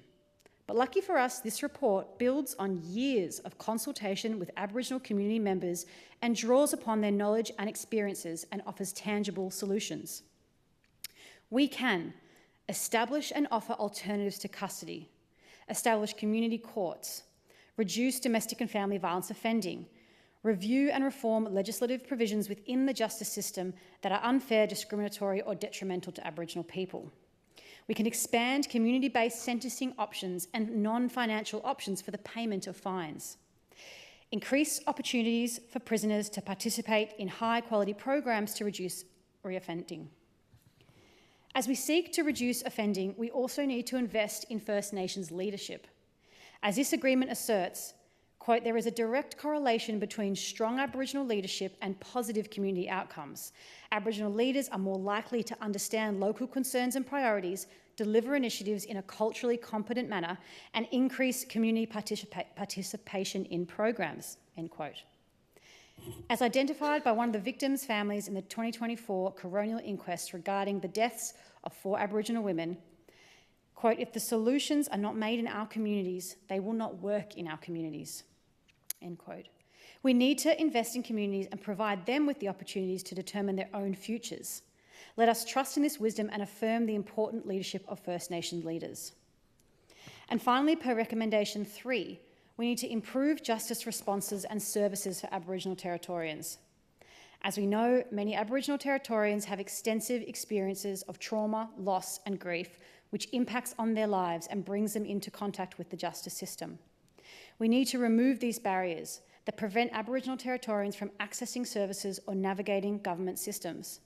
It is vital that we commit the recommendations identified, which are that we identify and eliminate systemic racism in government agencies and contracted service providers that directly or indirectly discriminate against Aboriginal Territorians engaged in the justice system. We need to improve the collection, analysis and interpretation of data that impacts on justice outcomes for Aboriginal Territorians. We need to increase Aboriginal Territorians' knowledge and use of justice and other complaint mechanisms. We need to review and redesign key service models and any contracted services that impact on justice outcomes to ensure they are efficient, effective, and meet the needs of Aboriginal Territorians. And I want to second one of the points that the member for Mulka made. We don't need a government tough on crime. We need one that's smart on crime. Tough on crime is throwing more and more people in prisons, including children, with no hope for rehabilitation or support, condemning them to a life of misery. Tough on crime is this government's racist dog whistling to the public, which increases discrimination and racism towards our Aboriginal brothers and sisters, just like the member for Mulka spoke about in his own awful experiences. Smart on crime, however, is prevention. It is social safety nets and early intervention. It is a fully funded domestic violence sector. I cannot outline that enough. The sector is still waiting. There is no uncertainty. Where is the money going? It is acknowledgement and understanding of the reality of a violent colonial history on First Nations people and the ongoing ramifications of this. It is listening to First Nations voices. Smart on crime is accepting and acting on the Aboriginal Justice Agreement. And smart on crime also extends beyond this to other prevention factors, such as housing. I just want to speak briefly on a panel that I hosted with myself in our electorate. We had a Greens senator from New South Wales, David Shoebridge, came, who is the Greens Minister for Justice at a federal level. We had Natalie Hunter from Justice Not Jails, and we had Rocket Bretherton, who's from the Justice Reform Initiative, who is also a previously incarcerated person. And one of the points that really stood out to me from that panel was Rocket, who said that her experience in prison, that when you ask the female prisoners here, what is the one thing that would change your life, that would stop you ending up back in here or stop you getting in here in the first place? And they all said safe housing, somewhere to live. So the failure of governments throughout the decades to upkeep and provide safe housing is such a key point to this. I meet and speak with frontline DV sectors all the time, Aboriginal controlled organisations, and they all say, yes, we want to talk about domestic violence, but you cannot talk about domestic violence without housing. And until our governments, territory and federal, get on top of the housing crisis, we're never going to see a change. So we can't have conversations around Aboriginal disempowerment without also talking about housing. When we discuss reports and recommendations, it can be too easy to forget that we are talking about real people.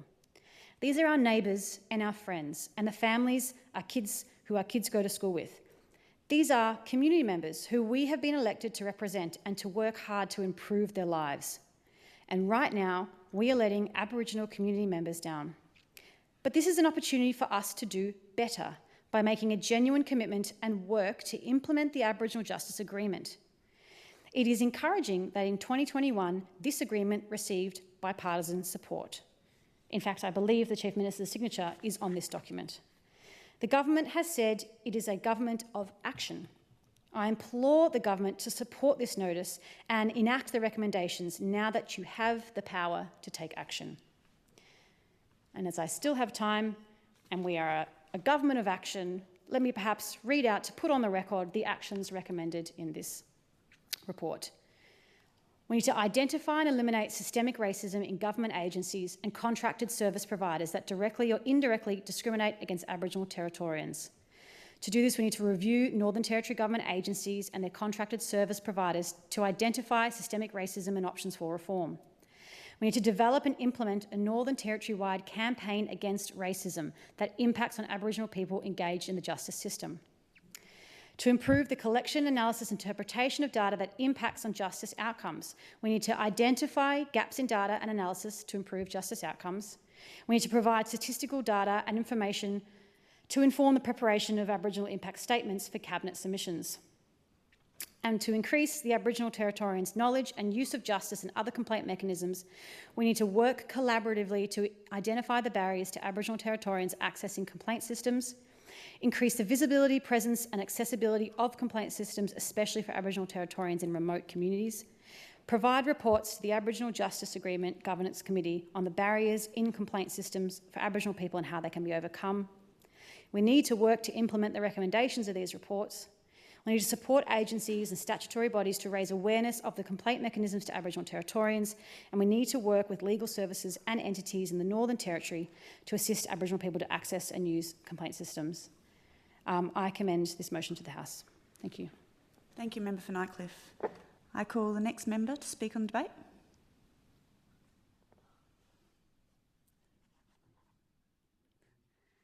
Member for Arafura. Thank you, Deputy Madam Speaker. I want to thank the member for Mulka, my friend, for bringing this important motion before the Assembly today. He is a leader in the West Arnhem communities, and I know he has long advocated for better outcomes for Aboriginal people in the justice system.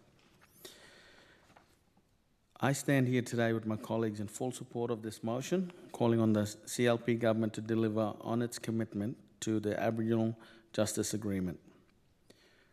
We know the reality we face. Aboriginal people in the Northern Territory continue to be incarcerated at an unacceptably high rate. Too many families are torn apart by the justice system that has long failed to listen, failed to adapt, and failed to provide real alternatives. That is why this motion is so important. By 2027, the AJA has committed to reducing the number of Aboriginal Territorians in prison, supporting Aboriginal leadership and ensuring that justice services are fair, culturally appropriate and effective. These are not just made-up goals. They are a way we build safer communities, stronger families and a better future for our territory. But progress is not achieved through words alone. It takes action, listening, and genuine partnerships with Aboriginal communities. This agreement was built through consultations with more than 120 communities, each one making it clear what is needed. Local leadership, culturally responsive services, and an end to a cycle of disadvantage. The signing of the AJA was a commitment made by the Territory Labor and the CLP, signed by its now Chief Minister and Minister for Aboriginal Affairs, to move away from outdated punitive approaches to reducing Aboriginal incarceration. It commits us to investing in collaborative, community-led and evidence-based solutions built on the foundations of honesty, integrity, transparency and accountability. However, we do not see these actions within this government. Now, when I hear addressing the root causes in these communities, in these townships, we must remember when we come across a person that's committing crimes, we catch him at the time, but it's the socio-economic situation that individual is in. So we need to look at the holistic issues that's affecting this individual's life. It could be poverty, it could be growing up in domestic violence situations. That's where the root cause is. That's where we need to fund services. And I see this a lot with my communities. We're coming into town, all our East Arnhem, West Arnhem kids are coming into the services in town and are starting to spill out in the streets. The AJA has 3 objectives. The first objective of the agreement is to reduce offending and imprisonment. We know that locking people up does not work and it does not address the causes of the crime. This is why the agreement prioritizes alternative to custody, including diversion program, on-country rehabilitation, and cultural appropriate sentencing options.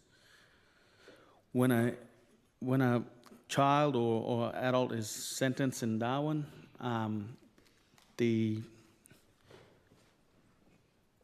the family and the people who are responsible for him are not, do not know about the situation, because every Indigenous child is under 2 laws. They live under 2 laws. There's a LORE law, which is the traditional law. And when they face the courts back at home, these individuals have families, have cultural leaders, have all tribal leaders come and attend, and it's a more of a meaningful impact when they attend and contribute to trying to straighten that child out. We know that locking people up, oh wait, there, I've just said that. That is why this agreement prioritizes, sorry. Friends, I am not saying people who commit crime shouldn't see consequences, but we need to invest in ways to stop the offending from becoming a cycle. We have seen real successes like these initiatives that have been implemented. The Life Skills Camp for Women in Alice Springs has helped women complete rehabilitation and rebuild lives. Similarly, developing culturally based alternatives to retention.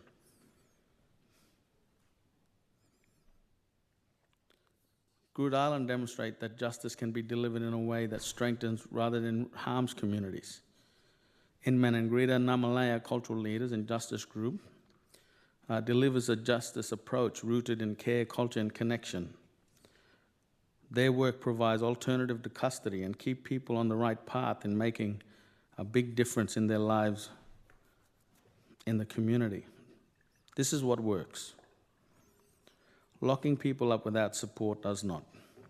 The second objective to engage and support Aboriginal leadership, the Aboriginal Justice Agreement recognizes that Aboriginal people are best placed to lead the solutions for their own communities and their own people. This is why the agreement supports the establishment of law and justice groups, where local leaders can work with police, courts, and community services to prevent crime before it happens. These groups ensure that justice responses are informed by those who know their communities best. They allow for real local leadership in tackling issues like family violence, youth crime, and community safety. I spoke about the Namalaya cultural leaders and justice group and the programs in this year. In the programs, and it's making huge benefits. Their model focuses on prevention, support, and healing. They've built a system that engages young people with their culture, community, providing them with support and opportunity to turn away from crimes before it takes over their lives. Supporting Aboriginal leadership is not just a tick-in-the-box exercise. It is a recognition that real solutions come from those who have lived experience and cultural authority. The third objective is to improve justice responses and services for Aboriginal Territorians. For too long, the justice system has been something that happens to Aboriginal people rather than something that includes them. Deputy Madam Speaker, the AJA seeks to change that by expanding community courts, ensuring judges have access to cultural knowledge and local context before making sentencing decisions, including a number of Aboriginal justices of peace and commissioner of oaths, so that more legal decisions can be made with an understanding of culture and community. eliminating systematic racism in the delivery of justice service, ensuring that Aboriginal Territorians are treated fairly with the respect at every stage of the system. These are not radical ideas. These are common sense reforms that will strengthen, improve, and make our justice system more effective and just. So again, Madam Deputy Speaker, I call on the CLP to honour the Aboriginal Justice Agreement that they signed when they were in opposition. This is not just a document. It is a commitment made to the people of the Northern Territory and Aboriginal communities and a fairer, more effective justice system. When they put their names to this agreement, they acknowledge the urgent need to reduce Aboriginal incarceration rates, strengthening Aboriginal leadership and delivers justice services that actually work. Now that the CLP are in government, the question is simple: will they stand by that commitment? This agreement, it was never about politics. It was about the people, Territorians. It was built on years of consultation with Aboriginal communities, legal experts, and frontline workers who know that business as usual is failing. The CLP knew this when they backed the AJA in opposition. To abandon it would be a betrayal, not just to the agreement, but the trust placed in them by the communities that need this change the most. It is time to step up and show leadership and follow through with the commitment made. Anything less would be a failure to responsibility and leadership. And I just want to add, like, any of the ministers that want to come out to my West Arnhem region, I'll roll out the red carpet for you. Just turn up and say good day, please. I acknowledge the member for Port Down for coming out to Tiwi the other month. Thanks. Thank you, Member for Arafura. I call on the next member to speak in debate.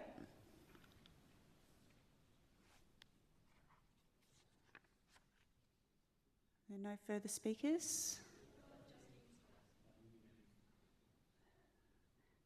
No further speakers?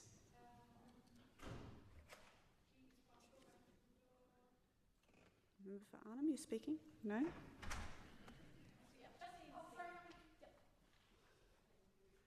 Just in time. Member for Johnston. Thank you, Assistant Madam Deputy Speaker. Deputy Acting Speaker. I thank my fellow MLA for Mulka for bringing this important motion to the House and for his steadfast, generous, gracious and wise leadership on this issue and in this chamber over the past 8 years. I'm new to this chamber, but I'm not new to the issues this motion addresses. I come from almost 3 decades of working with justice and conflict across the Northern Territory. I've been incredibly privileged to learn from and work alongside on-country peacemakers and to see the work described by both the member for Mulka, the member for Gwoja and the member for Daly. I've been lucky enough to study alongside Yolngu leaders to learn about Yolngu Rom, law and peacemaking. I've worked alongside the Ponki peacemakers in the Tiwi Islands, the Watja group in Nuka, the Southern Kurdiji mediators in Yuendamu, the Kurdiji mediators in Lajamanu, the Ali Karang mediators in Wade, the Groot Island peacemakers, the Maorom Project, and many more. Across the Northern Territory, we have incredible peacemakers on country doing this work. I also pay tribute to all the incredible work done by men and women, often very old men and women, peacemakers who work tirelessly every day and every night on the ground. I've seen this work supported by organisations as well across the Territory, including NAJA, Legal Aid, NAFLS, ARDS, the Community Justice Centre and many other on-the-ground services. I've seen this across the Northern Territory in Yolngu country, in the desert, in the Tiwi Islands, in Wade. I've seen Aboriginal-led peacemaking do exactly what the Aboriginal Justice Agreement is committed to and is set up to do. But we need to make sure that the AJA gets the support that was committed to it. I welcome the development of the Aboriginal Justice Agreement and the Action Plan. I remember the signing of it, the agreement, with bipartisan support with the then leader of the CLP and now Chief Minister, and the then Shadow Attorney General, now Minister for Aboriginal Affairs, co-signing the document at Parliament House in 2022. And I remember at that time there was a lot of celebration of that bipartisan support, providing certainty for the agreement for the next 7 years and to enable the Aboriginal Justice Unit to implement their commitments.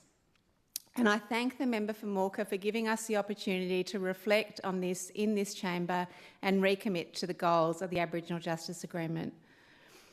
I haven't yet heard from the government the question from the member for Mulka, and I echo that question, that will the government recommit and affirm their commitment to the Aboriginal Justice Agreement? What I have heard, though, and what we've all witnessed since August 2024, is a government introducing law after law that disproportionately criminalises Aboriginal people. Laws that criminalise public drinking while making cheap alcohol more accessible, that remove judicial discretion for sentencing, that lower the age of criminal responsibility to children of 10, that reintroduce truancy officers and a punitive approach to children engaging in education. The list goes on. The goals of the Aboriginal Justice Agreement are clear, and we've heard them from other members today, but just to repeat them: to reduce offending and imprisonment of Aboriginal Territorians, to engage and support Aboriginal leadership, and to improve justice responses and services for Aboriginal Territorians. But the reality is that this government has chosen to double down on policies that criminalise Aboriginal people rather than support them. They prioritise punitive measures over prevention, fines over reconciliation, and incarceration over community solutions. We've already heard the shameful statistics in this chamber today. Aboriginal people make up around 30% of the Northern Territory's population, yet they represent over 90% of the adult prison population and often 100% of the youth prison population. This isn't an injustice, it's a crisis.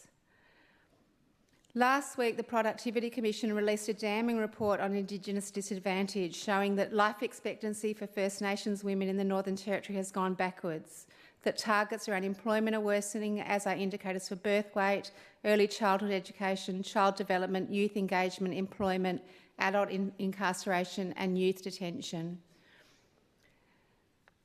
And what has this government done to address these appalling statistics? Instead of addressing root causes, which I'm interested in hearing from the government how you would define root causes, but here I'll talk about them: poverty, trauma, lack of opportunity. As I said, the government's introduced more fines, more enforcement and more incarceration.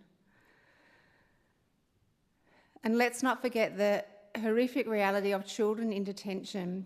The Northern Territory has been internationally condemned for reintroducing laws that will lock up children as young as 10 years old. Is this the future that this government envisions? Is this the future that we want in the Northern Territory? This government's approach is carceral, it is punitive, and it's wrong. The Aboriginal Justice Agreement acknowledges that justice must be about prevention, rehabilitation and community engagement, not about punishment. And as I've talked about, there are many proven models across the whole Northern Territory that work. We heard about the Groote Eylandt Peacemakers program as one example, a community-led initiative that focuses on restorative justice, bringing victims and offenders together, fostering understanding, healing and real accountability. Programs like this show great success in reducing reoffending, in improving community safety, in being victim-centred and in keeping people out of prison. They engage and support Aboriginal leadership. We can also look at community justice reinvestment programs that have been successful elsewhere in Australia, programs that take money that would otherwise be spent on locking people up and invest it directly into community-led solutions. This government should support these kinds of programs. It should engage Aboriginal leaders meaningfully in justice policy making rather than treating them as afterthoughts. It should expand community-led solutions like those I've talked about, including the Groote Eylandt Peacemakers. This government claims to be committed to reducing offending and imprisonment. They claim to support Aboriginal leadership. They claim to be addressing the root causes of crime. They claim to want better justice services. But as I've said, policies that criminalise Aboriginal people, whether through fines for truancy, harsh public drinking laws, or locking up children reveal the truth. And if the government's truly serious about justice reform, it'll move beyond these policies and invest in community-led programs. The latest findings from the Productivity Commission make it clear that the gap is widening, that life expectancy for Aboriginal people is declining, that youth engagement is falling, that employment and child development targets are worsening, and that adult incarceration and youth detention rates continue to climb. And if the government continues down this punitive path, these statistics will only get worse. In the words of Catherine Little, the Chief Executive of SNAKE, the National Voice of Our Children, in relation to that Productivity Commission report, she says this should be a wake-up call to all governments. We need a renewed commitment to the Closing the Gap agreement, and we need it now. The findings from the Productivity Commission show just how much work is left to do, and without substantial change, many Aboriginal and Torres Strait Islander children will be left behind. It's clear the business as usual approach is not hitting the mark, and the need for community-led early intervention programs and family support services are not being met. And I heard the Attorney-General say that we cannot keep doing business as usual. I think we all agree. If we continue down this path, Catherine Little goes on to say, we will fail in our shared responsibility to protect and care for these children and to give them the opportunity to succeed. The Productivity Commission's Closing the Gap report emphasises that Aboriginal-led solutions are the key to progress. Just like the Aboriginal Justice Agreement, it reminds us that we must listen to Aboriginal voices, to Aboriginal leaders, including those here in this chamber. We have been issued a clear invitation many times from the member for Mulka to come to Yolngu country, to listen, learn and work together to fix the problems we are all facing. And there are Aboriginal leaders across the whole Northern Territory who have also extended that invitation.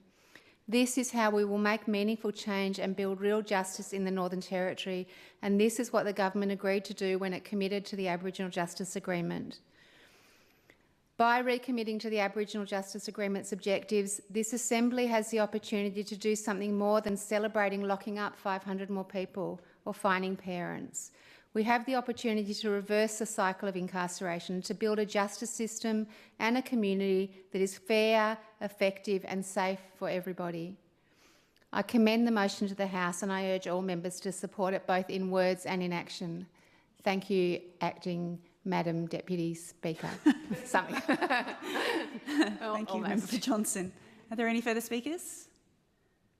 Member for Berkeley. Thank you, Madam Acting Deputy Speaker, I think it is. Thank you, and I rise to speak in regard to the motion before us this evening, and I thank the member for Mulka for bringing this motion onto general business.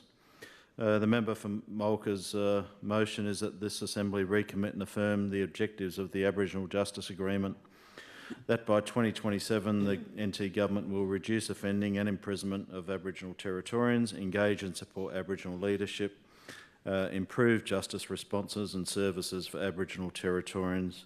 And they are the three aims of the Aboriginal Justice Agreement, which was signed by the CLP back on the 31st of March 2023. So that was signed by us over 2 years ago. But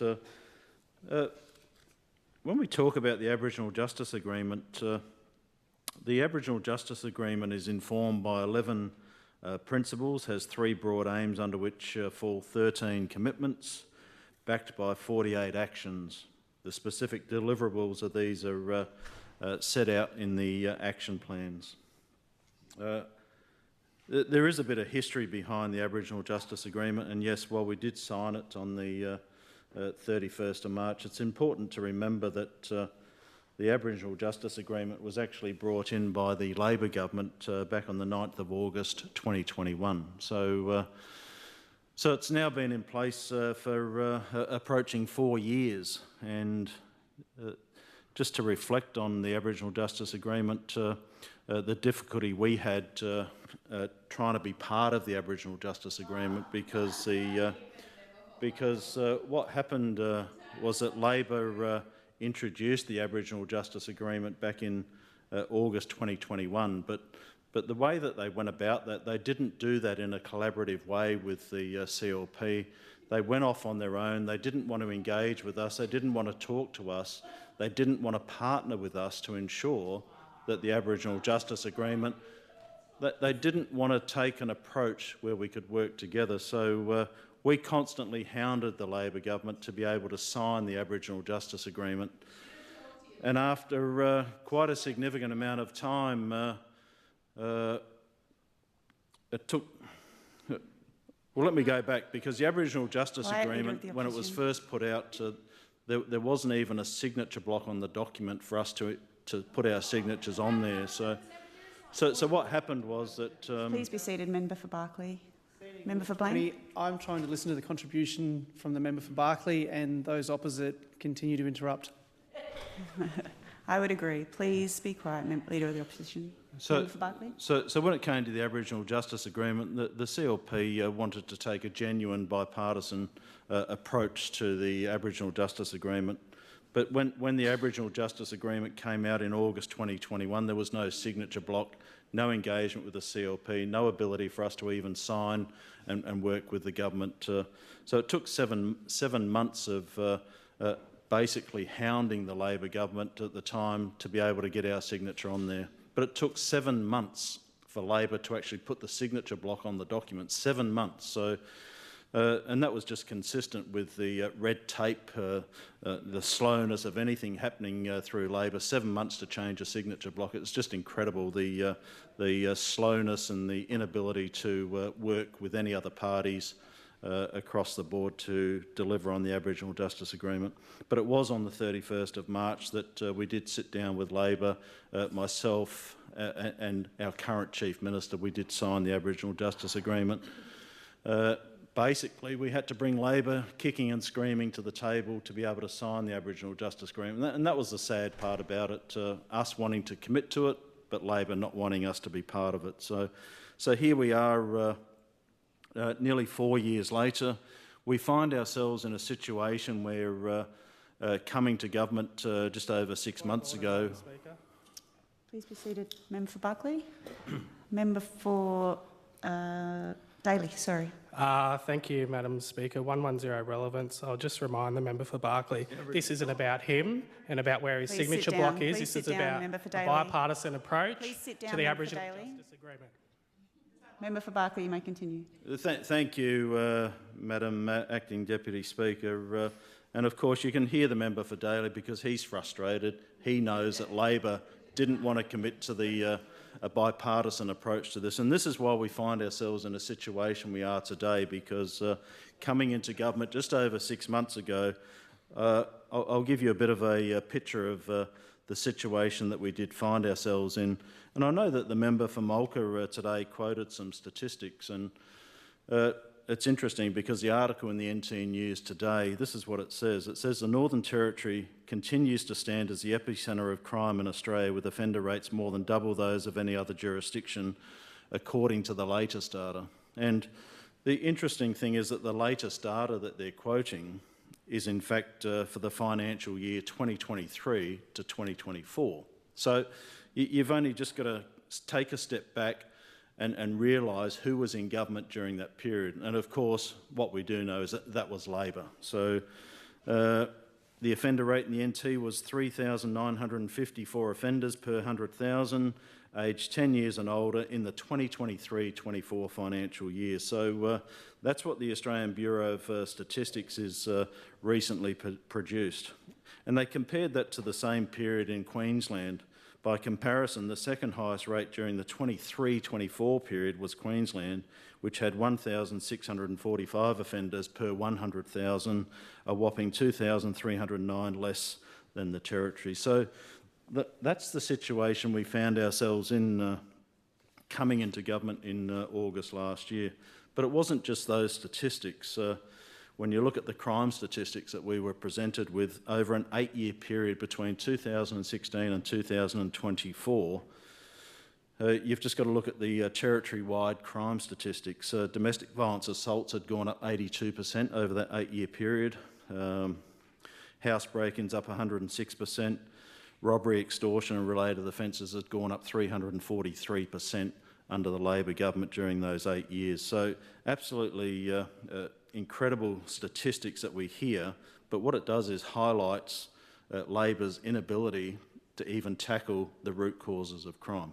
And that was the situation we found ourselves in coming to government in 2024. But even if I go back to my electorate, which is of great concern to me, in the Barkly alone, over that 8-year period, alcohol-related assaults increased 57%, domestic violence assaults in Tennant Creek increased under Labor's 8-year reign by 101%. Total offences against the person were up 80%. House break-ins increased 243% in the 8 years under Labor. So that gives a bit of a picture of what we were faced with coming into government. But people often ask me why, and so you often hear Labor talking about bringing in this Aboriginal Justice Agreement back in August 2021, but there's a lot more history to Aboriginal law and justice in the Northern Territory than the Aboriginal Justice Agreement. And you've only got to go back and read extensive reports like the Little Children Are Sacred report. The Little Children Are Sacred report was published back in 2007, and there's some really interesting information in the Little Children Are Sacred report, because if you go back and read it, and I'll quote some of the commentary in that particular report because it gives a bit of an idea of how we got to the situation we find ourselves in today. So in 2007, this is what the Little Children Are Sacred report said. And I quote, "It became clear during the inquiry's consultations and based on what the inquiry learnt about law and justice committees that some headway might be made in relation to reducing criminal behaviour in Aboriginal communities, including sexual abuse of children and the overrepresentation of Aboriginal people in the criminal justice system, if there was increased Aboriginal participation in the operation of the criminal justice system, development of community-owned justice processes." So that's what the Little Children Are Sacred report said, but it also spoke about a particularly well-liked and well-respected program in the Northern Territory. And it says that in 1995, the Northern Territory Government initiated the strategy called the Aboriginal Law and Justice Strategy. This strategy was a response to recommendations of the Royal Commission into Aboriginal Deaths in Custody, and the Aboriginal Law and Justice Strategy was run from the Office of Aboriginal Development. So, of course, back in 1995, we were under a CLP government.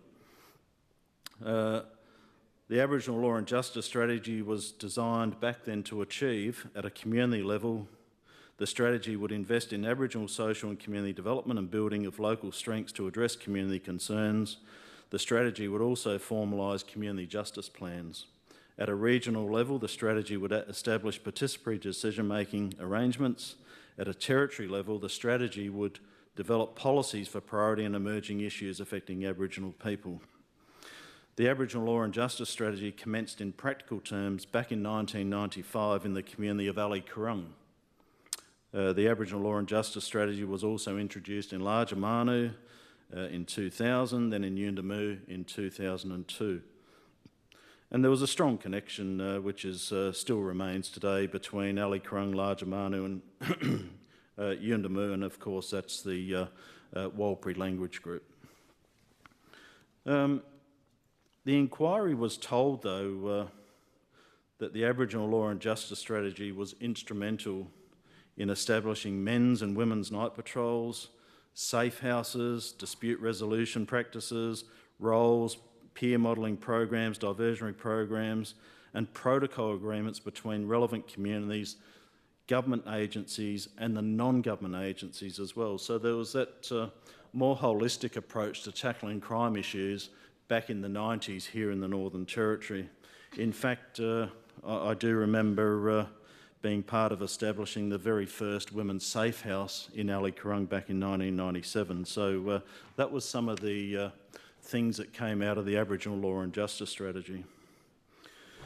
But one of the things that the report says is that in 2005, after operating for nearly 10 years, the Aboriginal Law and Justice Strategy was actually discontinued.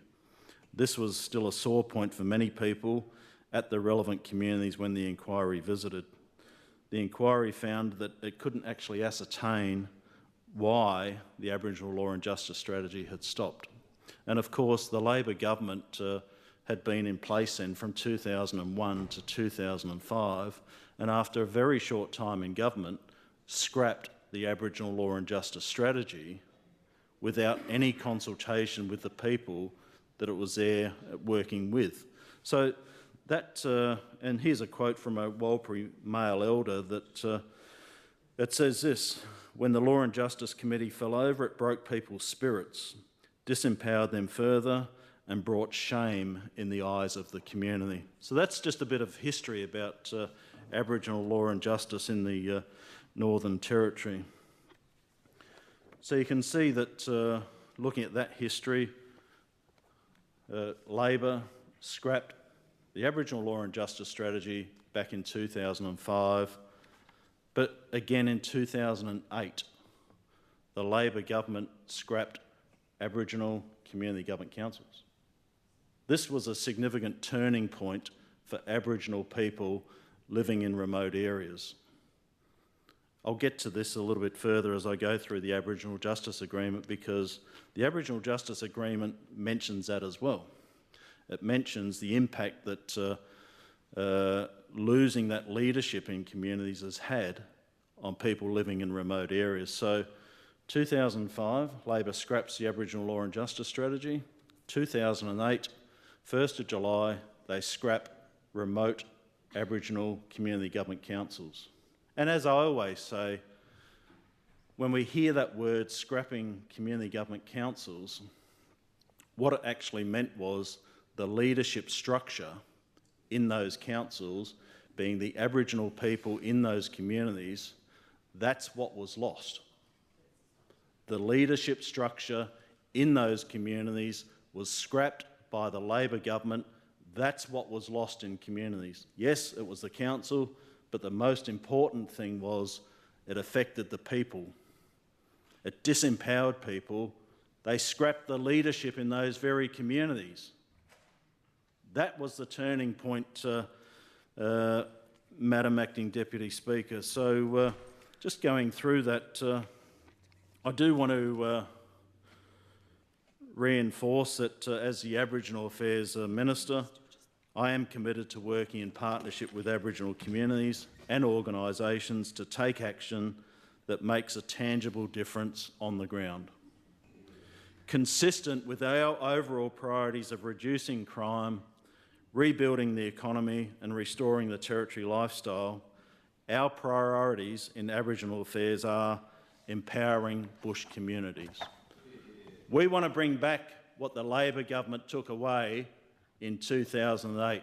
We want to restore the leadership in communities. We want the ability for Aboriginal people in their communities to make decisions about what happens in their communities. Not decisions being made from Alice Springs, not decisions being made from Darwin, not decisions being made from Catherine, not decisions being made from Tennant Creek, but by the people living in those communities. That's what we're focused on. We're focused on creating real jobs and economic development. Yet last night we heard, trying to put through the Territory Coordinator Bill, we heard from Labor last night, they're the ones that are opposed to it. They're opposed to empowering communities. They scrapped community government councils, they scrapped the Law and Justice Strategy in 2005. They didn't even want to pass legislation tonight that's going to help create real jobs and economic opportunities in those communities. That's what we're focused on delivering as a government. We're addressing the root causes. We heard the member for Arafura talking about the programs that are working, focused on alternatives to custody. There's alternative to custody operating in Groot Island. There's alternative to custody operating in Alice Springs. Anyone would think that we're just locking up people, Let me confirm, we're tackling the root causes when it comes to dealing with crime. Yes, there has been more people locked up, but as the statistics show, the crime statistics show and the statistics presented by the ABS this morning, the rot set in well before the CLP came into government. That's where the problem lays. There's been no focus on the Aboriginal Justice Agreement. They scrapped Law and Justice, scrapped remote community councils, and we wonder how we got to this position. That's why we're in the position we are today, because Aboriginal people have been disempowered in their communities by the former Labor government. So we are focused on addressing root causes. We've introduced the Circuit Breaker program, working with young people, focused on early intervention and prevention. Remember those words, early intervention and prevention, which those on the other side don't believe that we're focused on. We are. We have foundational investment in education, health and housing to address these root causes. We're partners in a $4 billion agreement with the federal government to deliver 2,700 houses over the next 10 years. We're doing what we can to address the lack of housing here in the Northern Territory. We intend to build 270 homes per year under that agreement. We're partners to an extra $1 billion in education. We're focused on getting kids to school so that they can get an education, so that they can participate in the workforce, so that they can get the literacy, numeracy skills, so that they can participate in the workforce, go on to uni, take on apprenticeships. We want to ensure that every young person in the Northern Territory thrives. That's what our focus is all about. We're focused on delivering better health outcomes. I've been to 2 or 3 graduations where we're getting more Aboriginal people into the health system. We want to see Aboriginal people involved in the health system, delivering health services, supporting their communities right across the board. We're focused on delivering on the root causes, despite what the Labor government is telling everyone over there. So, Madam Speaker... An extension, Minister? Did you want an extension of time? Yes, please. Madam Speaker, might the Speaker be extended 10 minutes pursuant to Standing Order 43? All of those in agreement? Thank you. Thank you. So we're focused on reducing crime, Madam Speaker. It's not all about being tough on crime, it's about addressing the root causes. We've already made legislative changes to address the crime crisis, which was allowed to escalate under Labor. Yes, we have reduced the minimum age of criminal responsibility in line with other states here in Australia. We've introduced new offences for nuisance public drinking. We have tightened bail laws, and we've introduced new mandatory sentencing for assaulting a frontline worker. We don't make any apologies for this. And it's worth remembering and worth considering this. When it comes to Aboriginal Territorians, Aboriginal Territorians are disproportionately represented as victims of crime. There's no doubt about that. What we want to do is ensure that we're protecting Aboriginal people like every other Territorian. Our government is committed to restoring control of communities to Aboriginal people, strengthening service delivery and fostering self-determination, which I spoke about before. We will work with Aboriginal people to empower communities that want a greater say. We've committed to that. We went to the election. It's in our plan, Member for Karama. We want to empower communities. We want to bring back that leadership to communities to make sure people are making the decisions in the best interest of their communities. This will create opportunities for local community members to lead and contribute and enable them to have a more active role in community development and community decision-making processes, I should say. It won't be a one-size-fits-all approach because communities want different things. We want to work with individual communities. We want to work across communities. We want to work with language groups. We want the best model that's going to deliver for Aboriginal Territorians living in remote areas. Already, just on Saturday, the first election over on the Groot Archipelago. Groot is now separated from the East Arnhem Regional Council, and it was one of the most rewarding experiences I had going to Groot and listening to the people on Groot. They were so thrilled to be moving ahead and restoring their council that was lost back in 2008. So overall, the CLP will support communities with infrastructure and management of local assets. We will foster skill development and create job opportunities. We understand that governance must both reflect cultural authority and provide transparency and accountability under legislative frameworks. And as I said, that's why we've made the changes on the Groot Archipelago. The current work on establishing a community-owned governance model in Manuel, the place-based partnership. We're supporting that. The Country Liberal Party is supporting the place-based partnership over in Manuel. That's one example. I've spoken about the alternative to custody. If you listen to Labor, we're not doing anything. Well, we are. The CLP is delivering. We will continue to invest in leadership development, including the flagship First Circles program. We want to see young people, we want to see emerging leaders coming through these programs and taking those leadership skills back into their communities and using them to the best advantage of the people that they represent. We are diverting people from the justice system at all stages. There are investments in pre-court diversion. We're investing in boot camps. Madam Speaker, the key elements of the Northern Territory Aboriginal Justice Agreement are particularly relevant, and I do want to talk about the three aims in that Aboriginal Justice Agreement.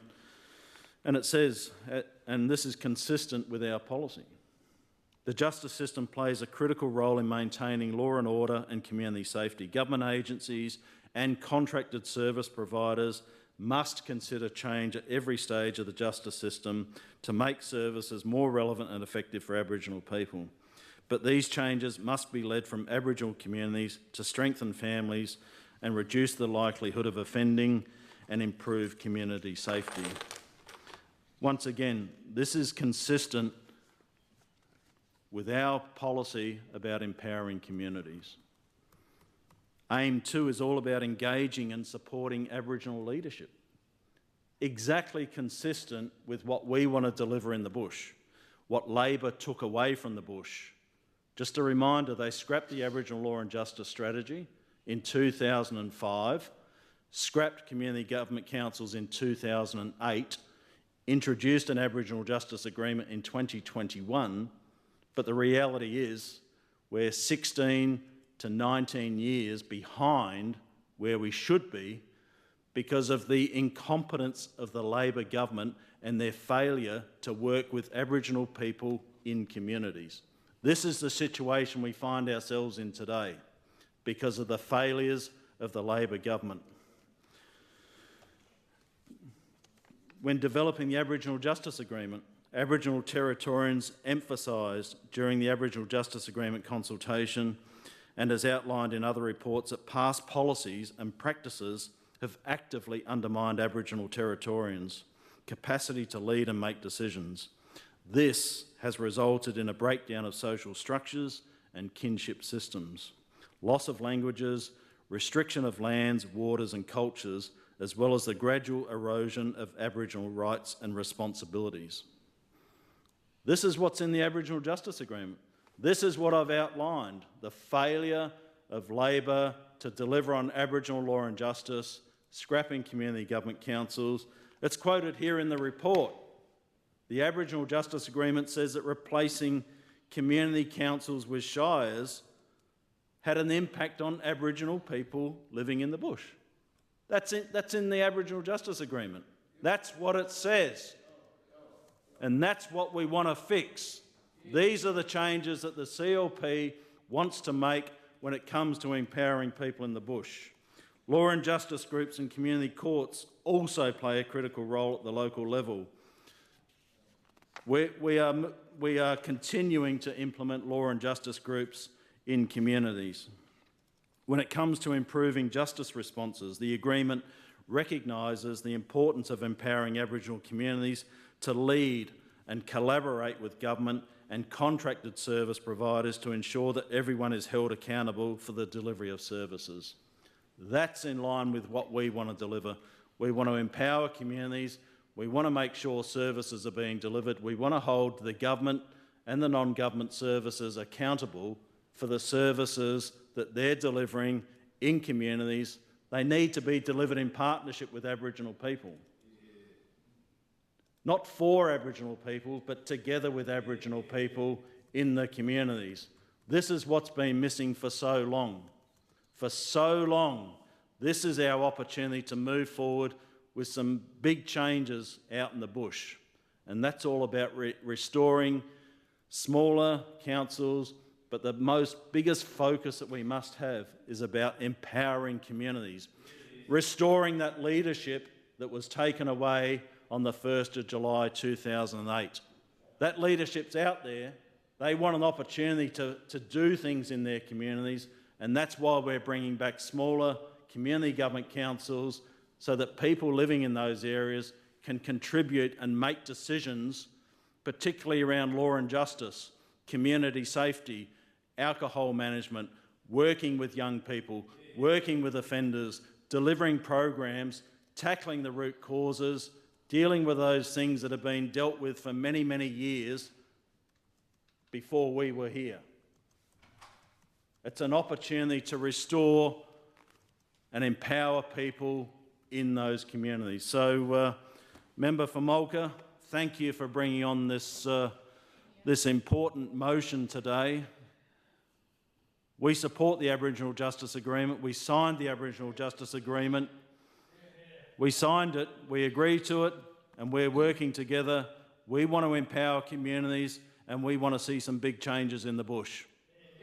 Thank you for the opportunity to speak. Opposition Leader.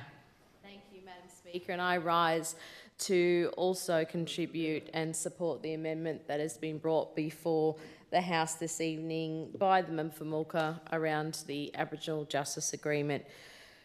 Madam Speaker, we've heard from many of the parliamentary colleagues this evening around the importance of the Aboriginal Justice Agreement. Many have quoted the aims. I won't repeat any of that.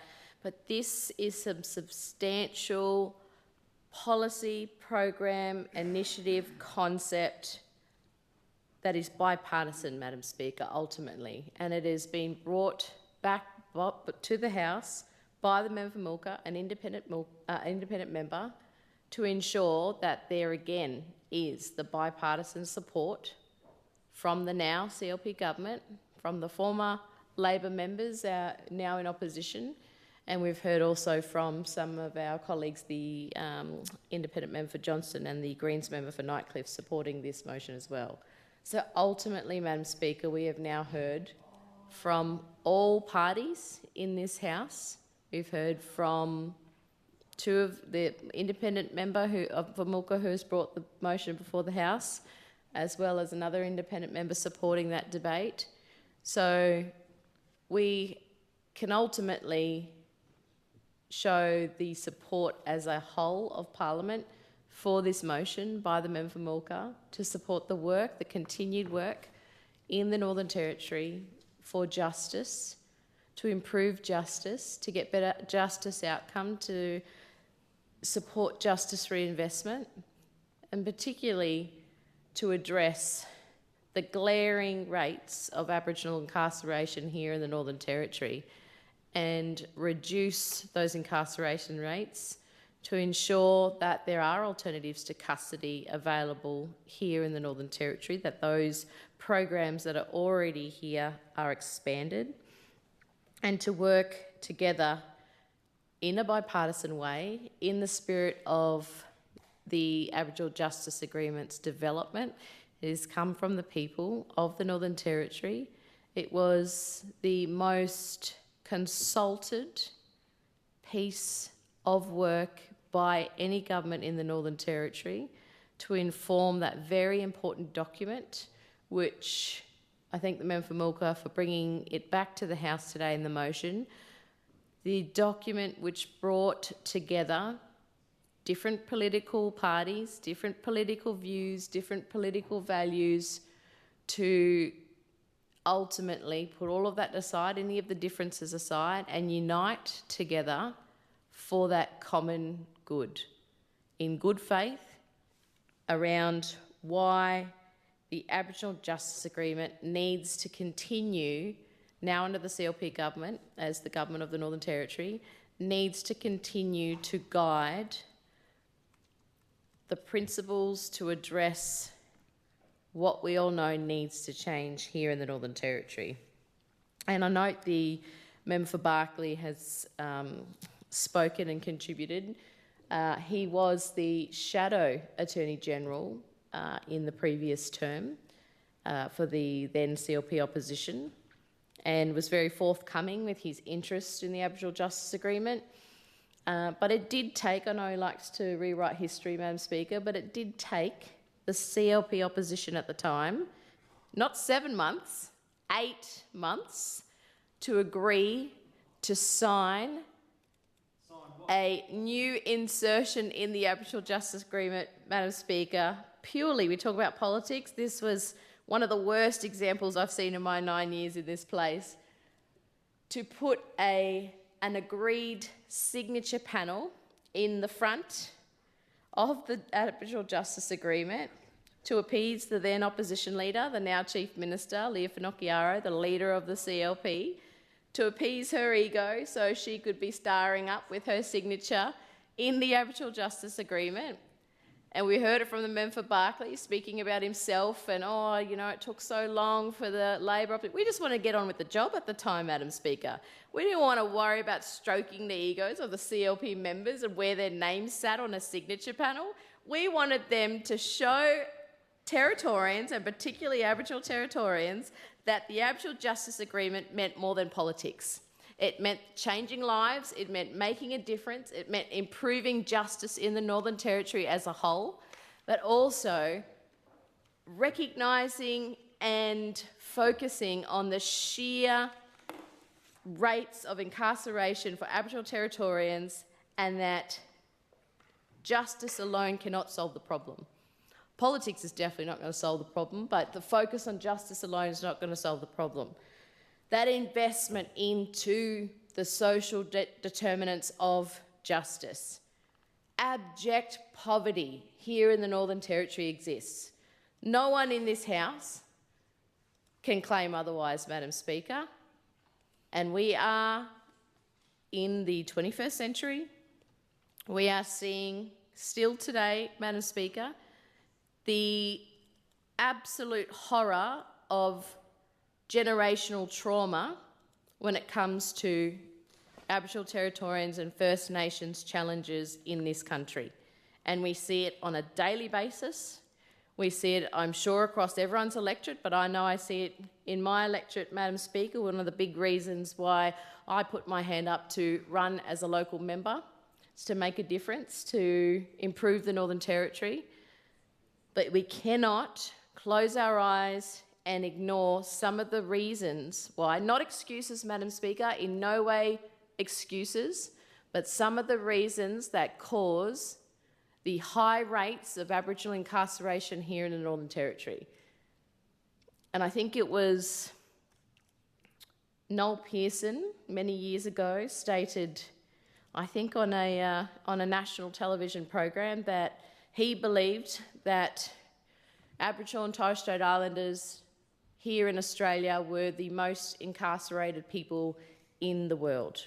And there was a whole flurry of information about data and statistics and comparing Australia to other countries and First Nations people. And with all of that flurry of information that came back, it was shown that, yes, the statement by Mr. Pearson was correct. Aboriginal people are the most incarcerated Indigenous people in the world. And think about that here for the Territory, what it means. It is absolutely reflected in the numbers we can rattle off here as well. 30% of Territorians are Aboriginal, 1/3 of the population. And yet, as the Attorney General stated in her contribution, we know that Aboriginal Territorians are 3 times more likely to be incarcerated in our justice system, in our jails. 90% of male prisoners are Aboriginal Territorians in the Northern Territory. 80% of female prisoners in the Northern Territory are Aboriginal female Territorians. Those high rates flipped on their heads. We're talking about being a reflection of our community. We're just less at the moment, Madam Speaker, of being representative of the Territory's population. We have 5 members of the Northern Territory Legislative Assembly who are Aboriginal out of the 25, so we're only the 20%. So we're under by about 10%. If we're talking about reflecting our communities here in this place, the Parliament should always be a reflection of the communities they represent, and we're underrepresented at the leadership and decision-making level, the law-making level.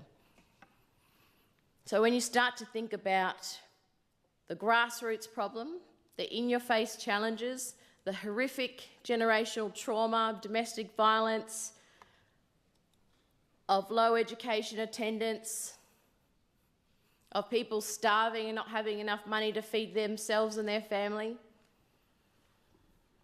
low literacy and numeracy rates, high unemployment rates, high incarceration rates. All of this then becomes a clearer picture when we look at that acute end, that pipeline into the justice system. And we have a high proportion of young people that are Aboriginal in the Northern Territory.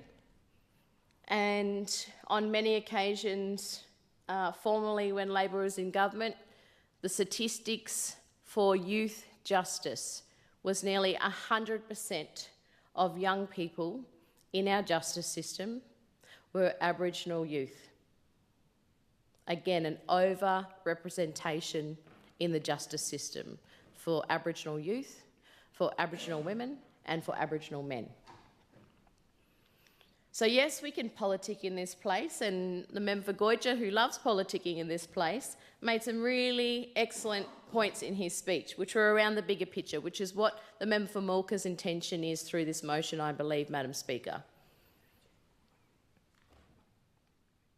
And what we saw in the previous CLP opposition were people who got everything I just said, like the now Treasurer, the member for Namatjira, who didn't waste his time signing up on a signature block and panel, who went online and signed up straight away to support the Aboriginal Justice Agreement.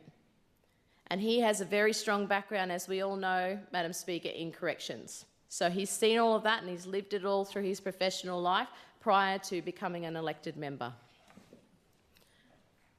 The member for Berkeley got it, but he maybe was told not to sign up and then was kind of part of this little, dance that we had around this ridiculous signatory panels on 8 months to appease the then opposition leader, Leah Finocchiaro, to where her name sat on the signatory panel of the Justice Agreement. And I remember our former Labor Chief Minister, Michael Gunner, tasking me with just getting it done. And so my Chief of Staff was talking to her Chief of Staff, and there was back and forth, and she wanted her name up higher than other people's names, and it was just ridiculous. And finally, as the member for Berkeley said, it was signed 8 months after the conversation of, can we make this bipartisan? I didn't see the opposition, the CLP opposition, come and say, yep, we want to support this, sign it, let's do it tomorrow. 8 months of this ridiculous song and dance where we could have been working together, as the member for Mulka has suggested, to make sure that we have the focus on programs like Alternatives to Custody and growing those programs, supporting those behaviour change programs, and making sure that we're all advocates in that space to reduce family, domestic and sexual violence in the Northern Territory.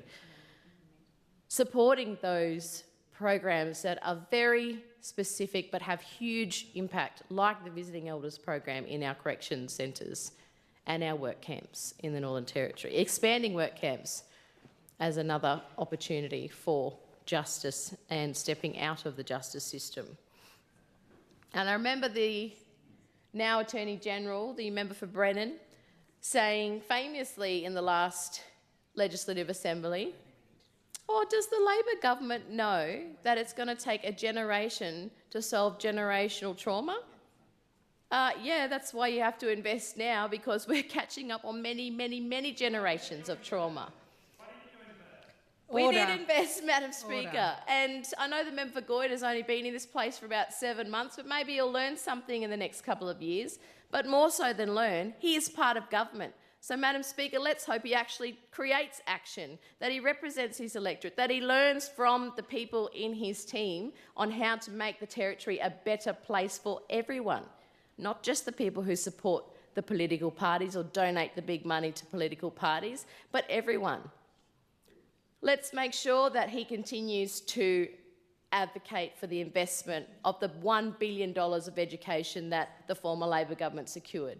Let's hope the member for Gwoja supports the investment of the $4 billion 10-year deal into remote housing.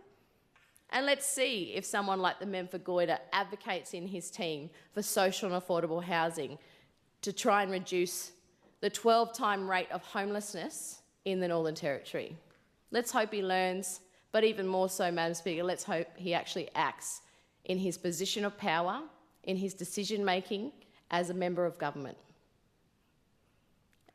That's pretty weak to hope, isn't it, Madam Speaker? But sometimes that's all we can do. When we talk about the work of empowerment with Aboriginal Territorians, Madam Speaker, the 8-year journey that our former Labor governments undertook around local decision-making. Now, this is about empowerment. That policy took years to see the changes within the government system, and that's coming from a member who was formerly a government member, and then fortunate and honoured to be a government minister at the time too, in the previous term. But the changes of the system, and we hear, Madam Speaker, and people get very offended when, oh, you know, I'm not racist and the system's not racist. No, we're talking about systematic processes, systematic policies that have affected disproportionately one group of people in the Northern Territory more than others.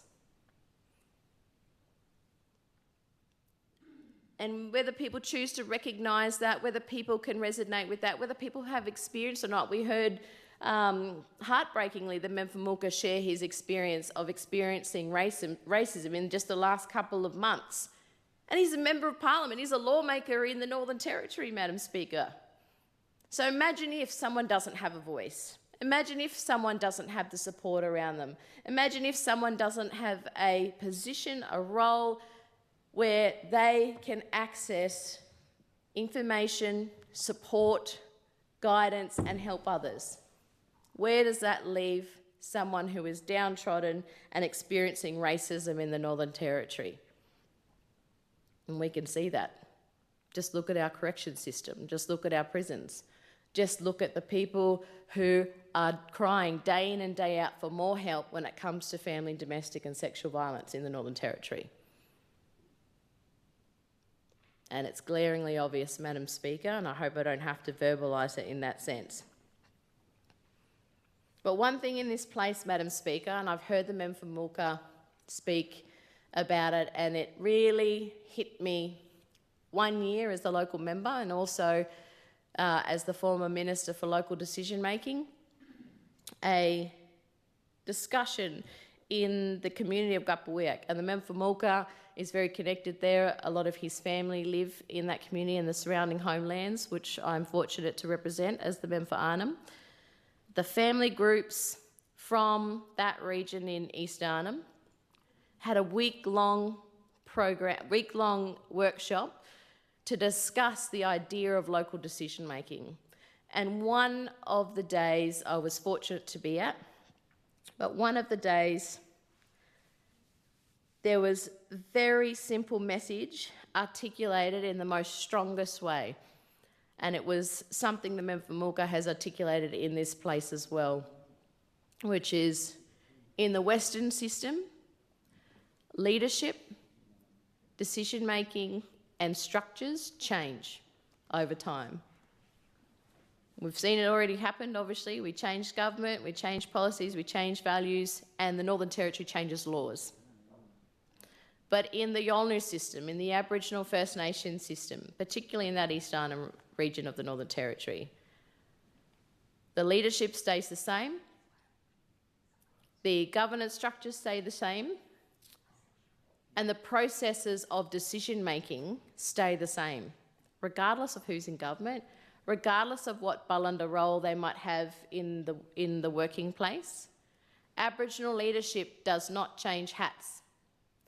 Aboriginal leadership stays the same, and it is passed on to the next generation, and the wisdom and the knowledge and the diplomacy that is employed, especially in the East Arnhem region of the Northern Territory, is the perfect example of strong decision-making that has learnt how to... Madam Speaker.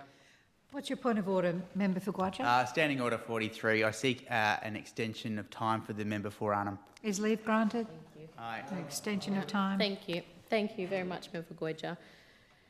It is the perfect example in the East Arnhem region of diplomacy where Aboriginal leadership has taken the time to adjust to the Western Balanda way of law making and decision making, while still keeping traditional law, culture, language, decision making and leadership the same. Just think about that. It hasn't been the other way around.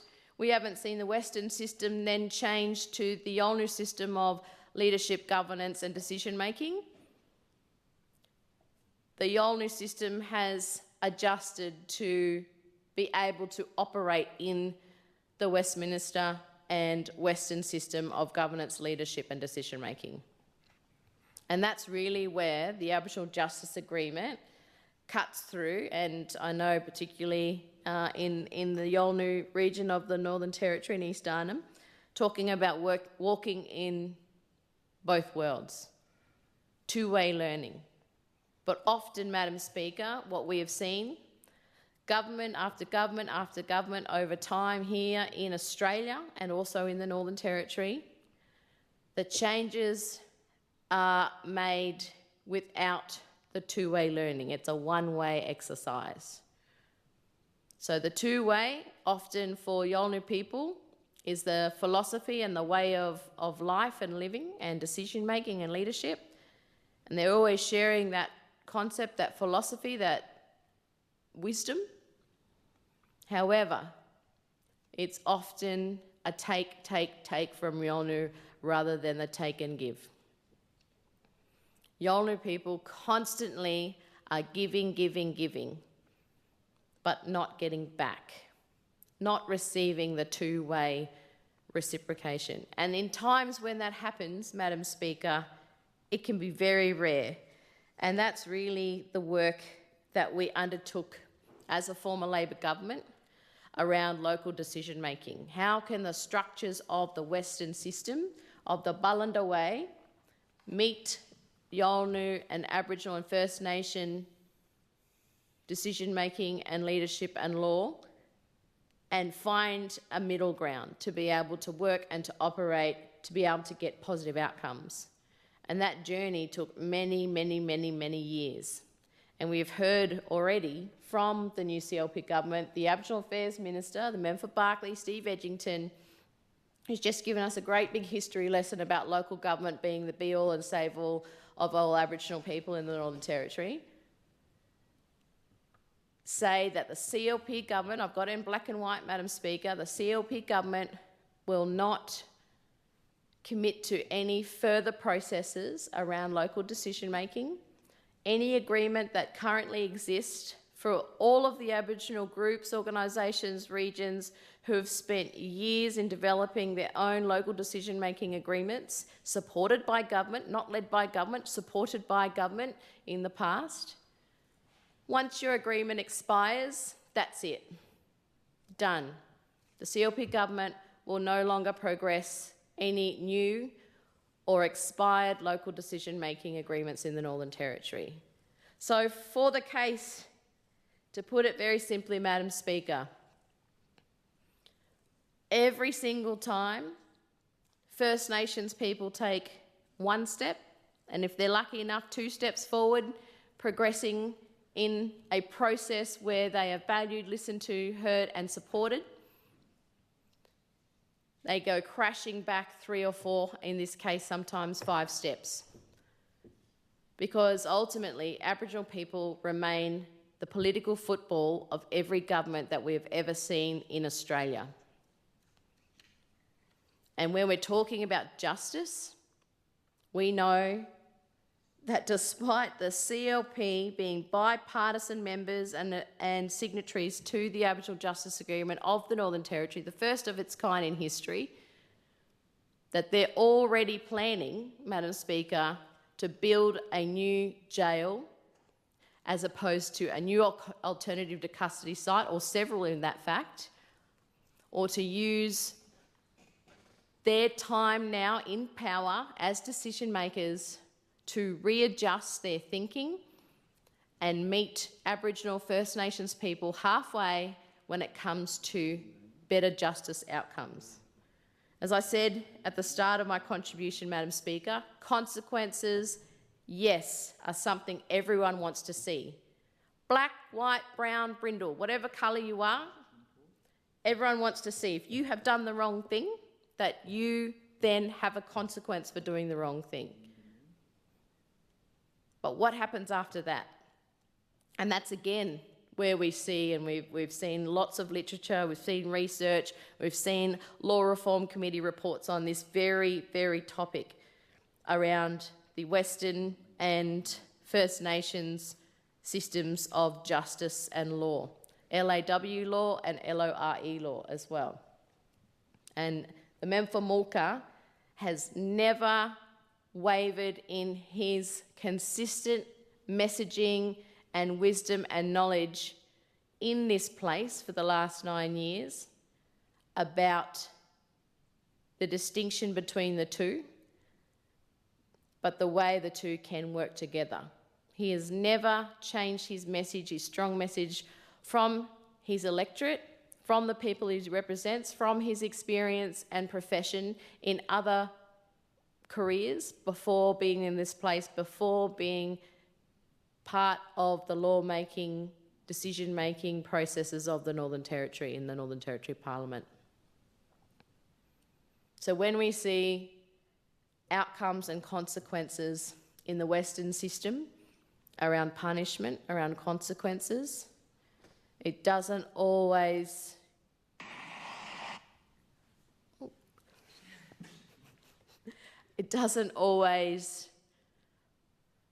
work in synergy. It doesn't always work in harmony.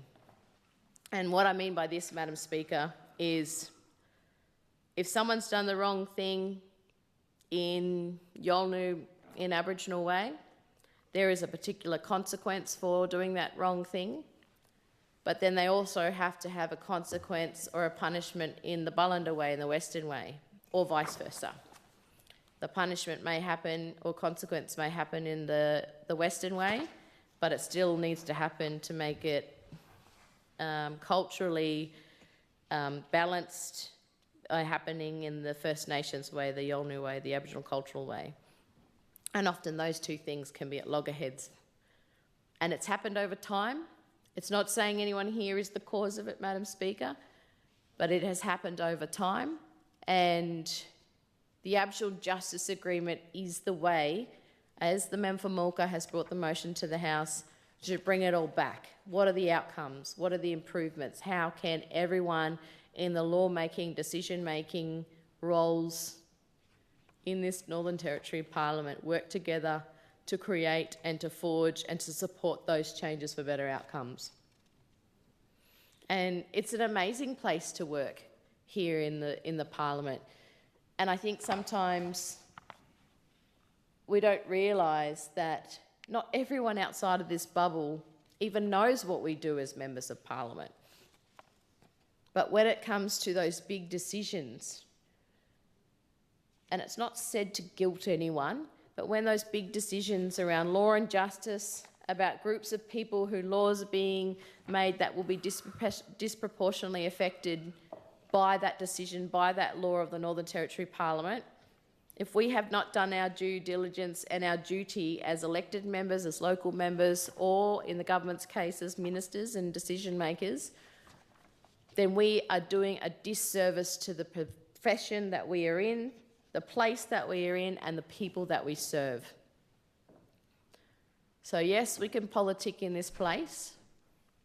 We can call the tit for tats, but I know, and I'm definitely guilty of that, Madam Speaker, I'm no angel, but I know that the member for Mulka has time and time again called that out, and today's motion absolutely shows that even after 9 years, the course of coming together and working together for better justice outcomes continues to be a priority for the member for Mulka and the people he represents and the reasons why he is in this place.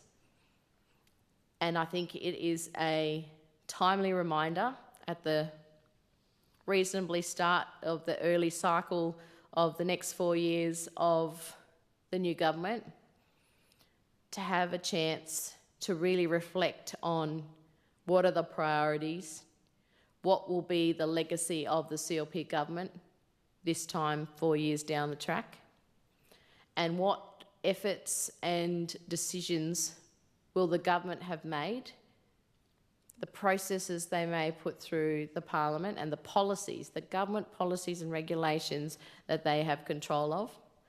What are the things that they will have contributed to say, I improved justice in the Northern Territory and I made a difference. Thank you, Madam Speaker. I commend the motion to the House. Are there any other speakers? In closing, member for Mulka.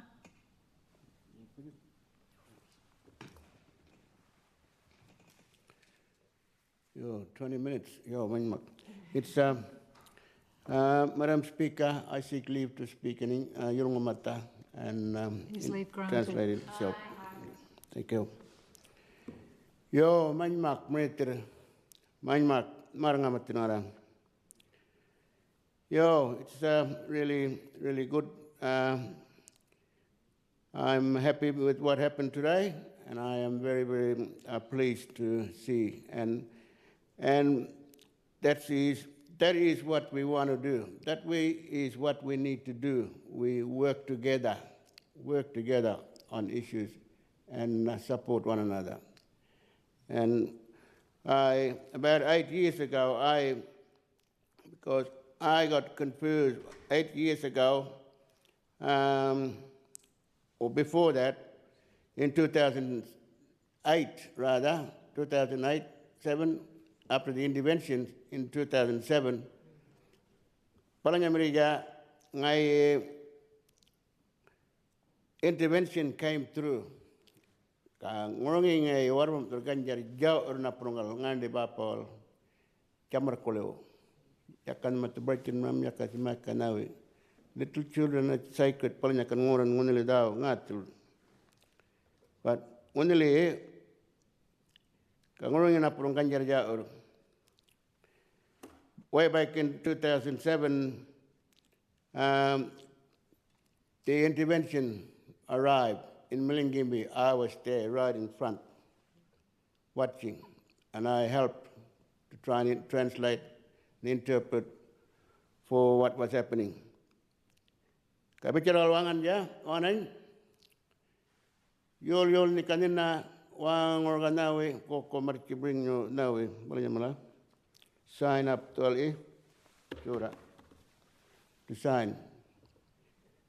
Yutta books, mala. And we all came out and brought out, I even took out my old airplane pilot license now. And this is what I do in Nauru. In other areas I've done dual, bikin ngara. Kawalnya bikin yaka, yakan tuh yang itu nawi. Don't need to sign. Now, you won't be needing that. You'll have to sign up a new sign. That was disempowerment. Big disempowerment to look after our children. So, this is what I want to know in Markinang, pala Rome na yakin ngayon after intervention na knowing kumungal niya ngayon palang ronginan, I went back to CDU. That's where I was working as a senior yolngo now a lecturer teaching Balanda about yolngo Rome. Yolngo kung ngara kanmay kungal Balanda Rome go. Starting at CDU ngor balabing rin ngara barkwat kumandawin. And that's where I started at CDU. And I taught Balanda who wanted to learn Yolngomata language and culture. They came from around Darwin and Kapolori put through Skype and other now like Teams, things like that. People come in, join in. Karin Walbalay ka Mangi then I started to get now a marangal ngara bulong nga turbing una para na malabing Japan ngor wal nga kul ngaray kabing wal nga kul naungor being or in America kabing or naungor France kung nga kul bicara why napakajal trip na mangitir. And I saw what was going on out there in the air, teaching about Yolngo Rome, and the other countries wanted to join in. There were the Tufts, Tokyo's foreign studies of university now. They started to learn Yolngo Rome. I was teaching, sitting in classroom in CDU. While that was going, I was getting people to come in and join in, listen in. Palangara rongin, millingen bill.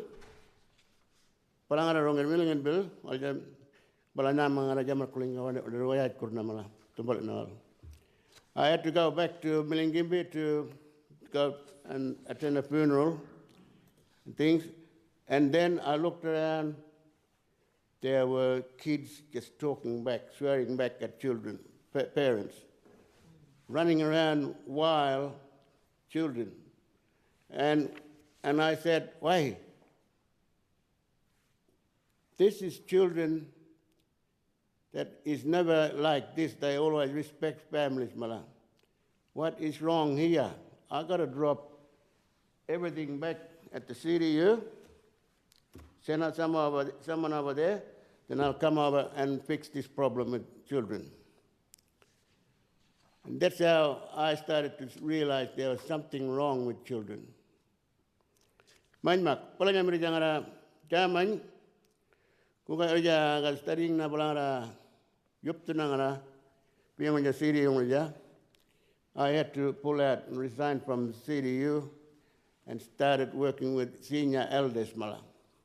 We got problem on our hand. Kabalangara markinan.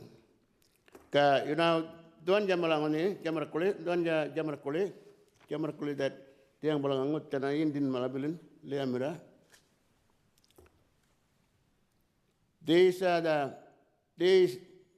children that were young kids during those days, way back in 2008, 7, 9, They are now big people.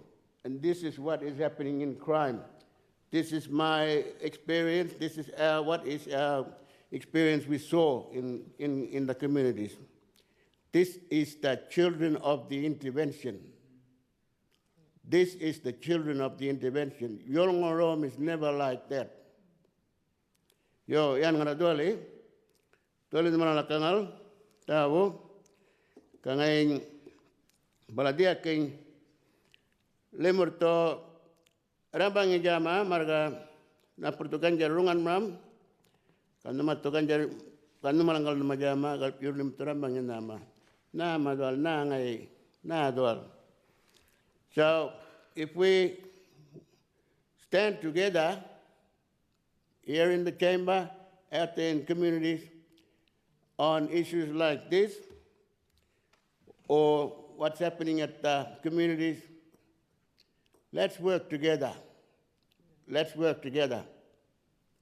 Because when I went and I stepped right into the chamber here, I won first go, having a go to fix this thing. And I walked in and everybody deserted. What's he gonna do? Nalcanangan juduan ja. Aduan na brakna. Until right now, we're starting to get recognized, to understand. So we will tell you there's something wrong with that intervention. Tualin. Para tuala cananga tabikan wanga. Lemur terabang ijama. Rabang ijama. Bad issues. Yaka bikin kam ngara maingge na nakunijal. Yaka ni ngara ngalira bangajama. And I'm always finding out this, that people are saying. Found a health insurance loophole that helps. Sorry. Manima, they're cheering for me. Sorry. Yeah, they all been there. Very embarrassing. What happened was, lost what I said, eh? But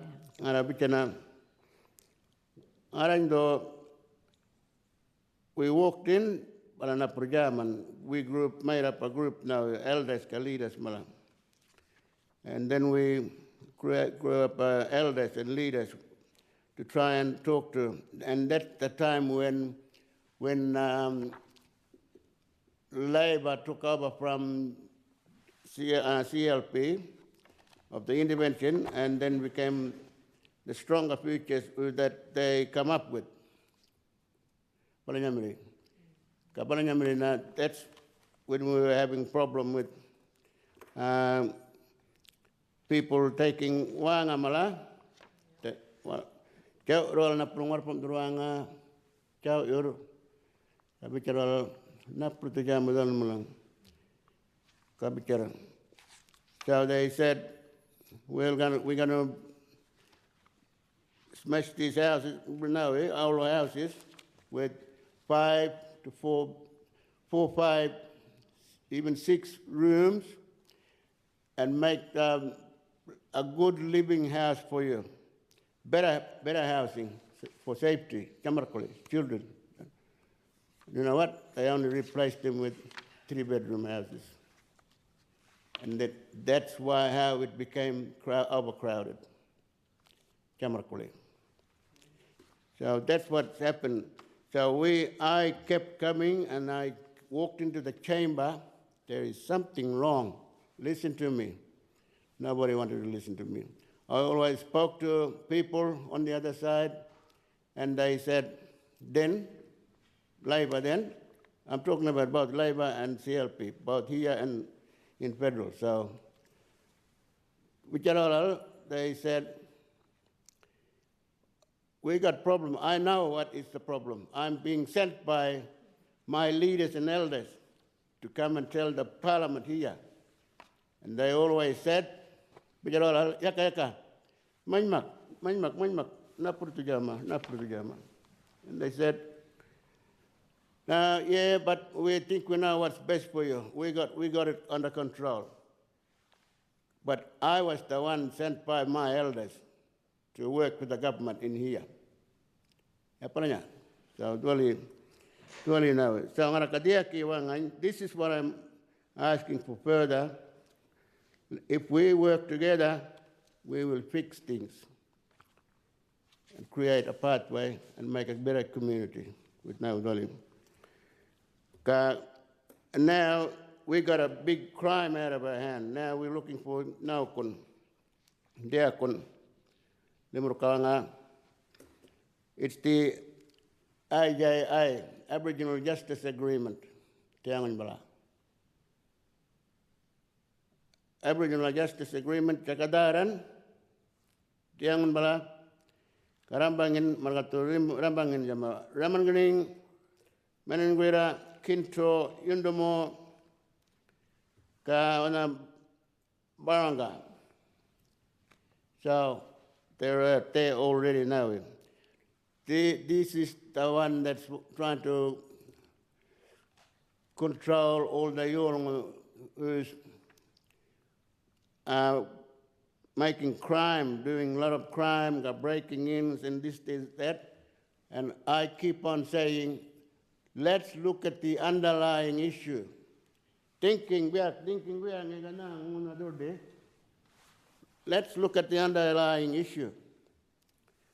Tuanja Jamarkuli are the children of the intervention. This is the children of the intervention. When the government to be a federal, Mel Braff, John Howard to rally to disempower family, but Kanjar Jajau Rana Prungal. When Mel Braff and John Howard sent the forces over, I was there. There was army and police coming to take over our community in Milingimbi. But I bicara uni na perungkanjar jauh na kangurungin. But I na perustat na wanganan call for help. Being ring, ramarkin ngone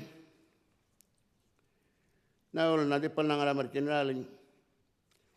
Kaya mandana ka Aboriginal Justice Agreement ka yaon kon mara nga start na kaya ngon yun ngoy o wala na di pong na kunan as a minister nga ipalim.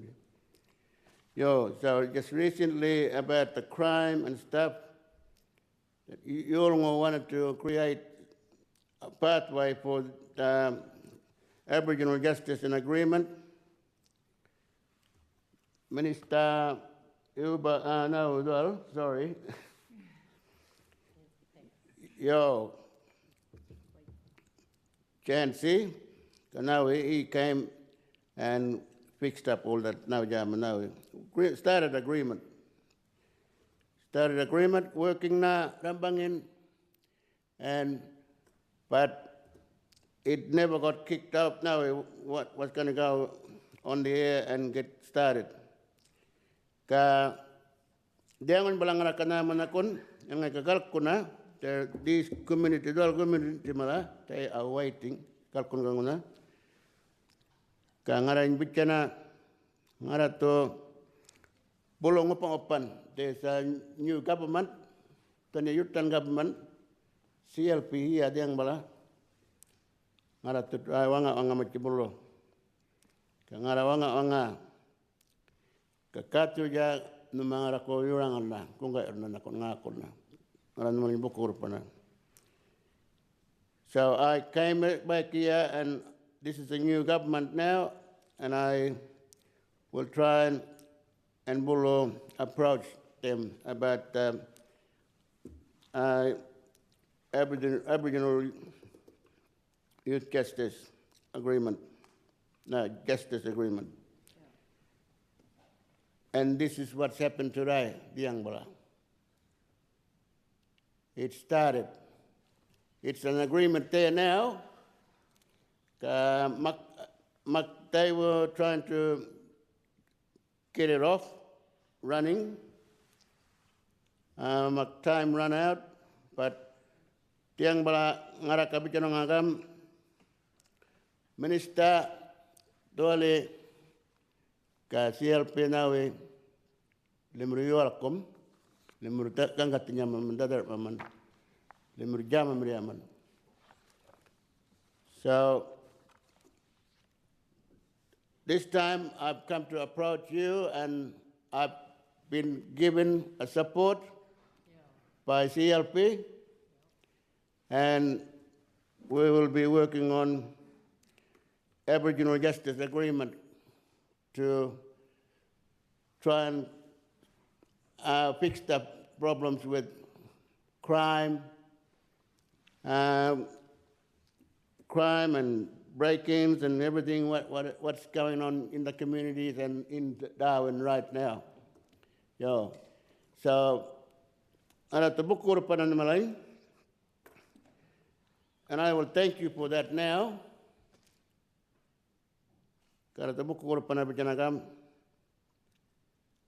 Lemur turambangin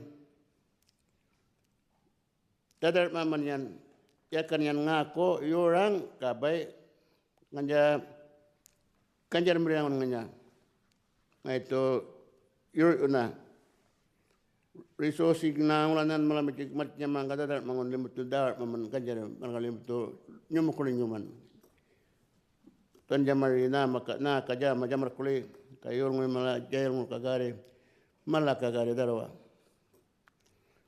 So now I'm asking this government that we actually get it started somehow, like I've asked for the time of 2027, 7th of the 27, 2027. And you've agreed for me and my people that we will start working on something like that, planning now and creating something.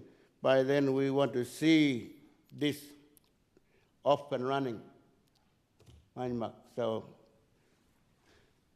kangaran malang kami tina maranga matir, muningara tiangun bala. Ka kongkai na maram namalang kongon.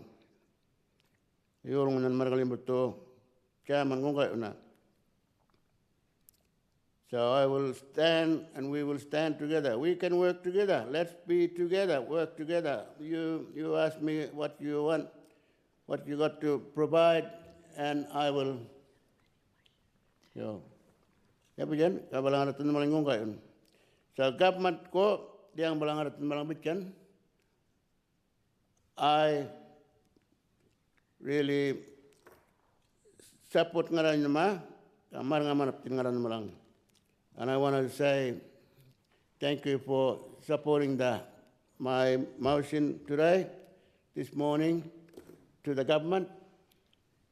And everybody, we want to see this running together, and we want to start work together with the community out there. Thank you. The question is the motion be agreed to. Those of that opinion say aye. To the contrary, no. I think the ayes have it.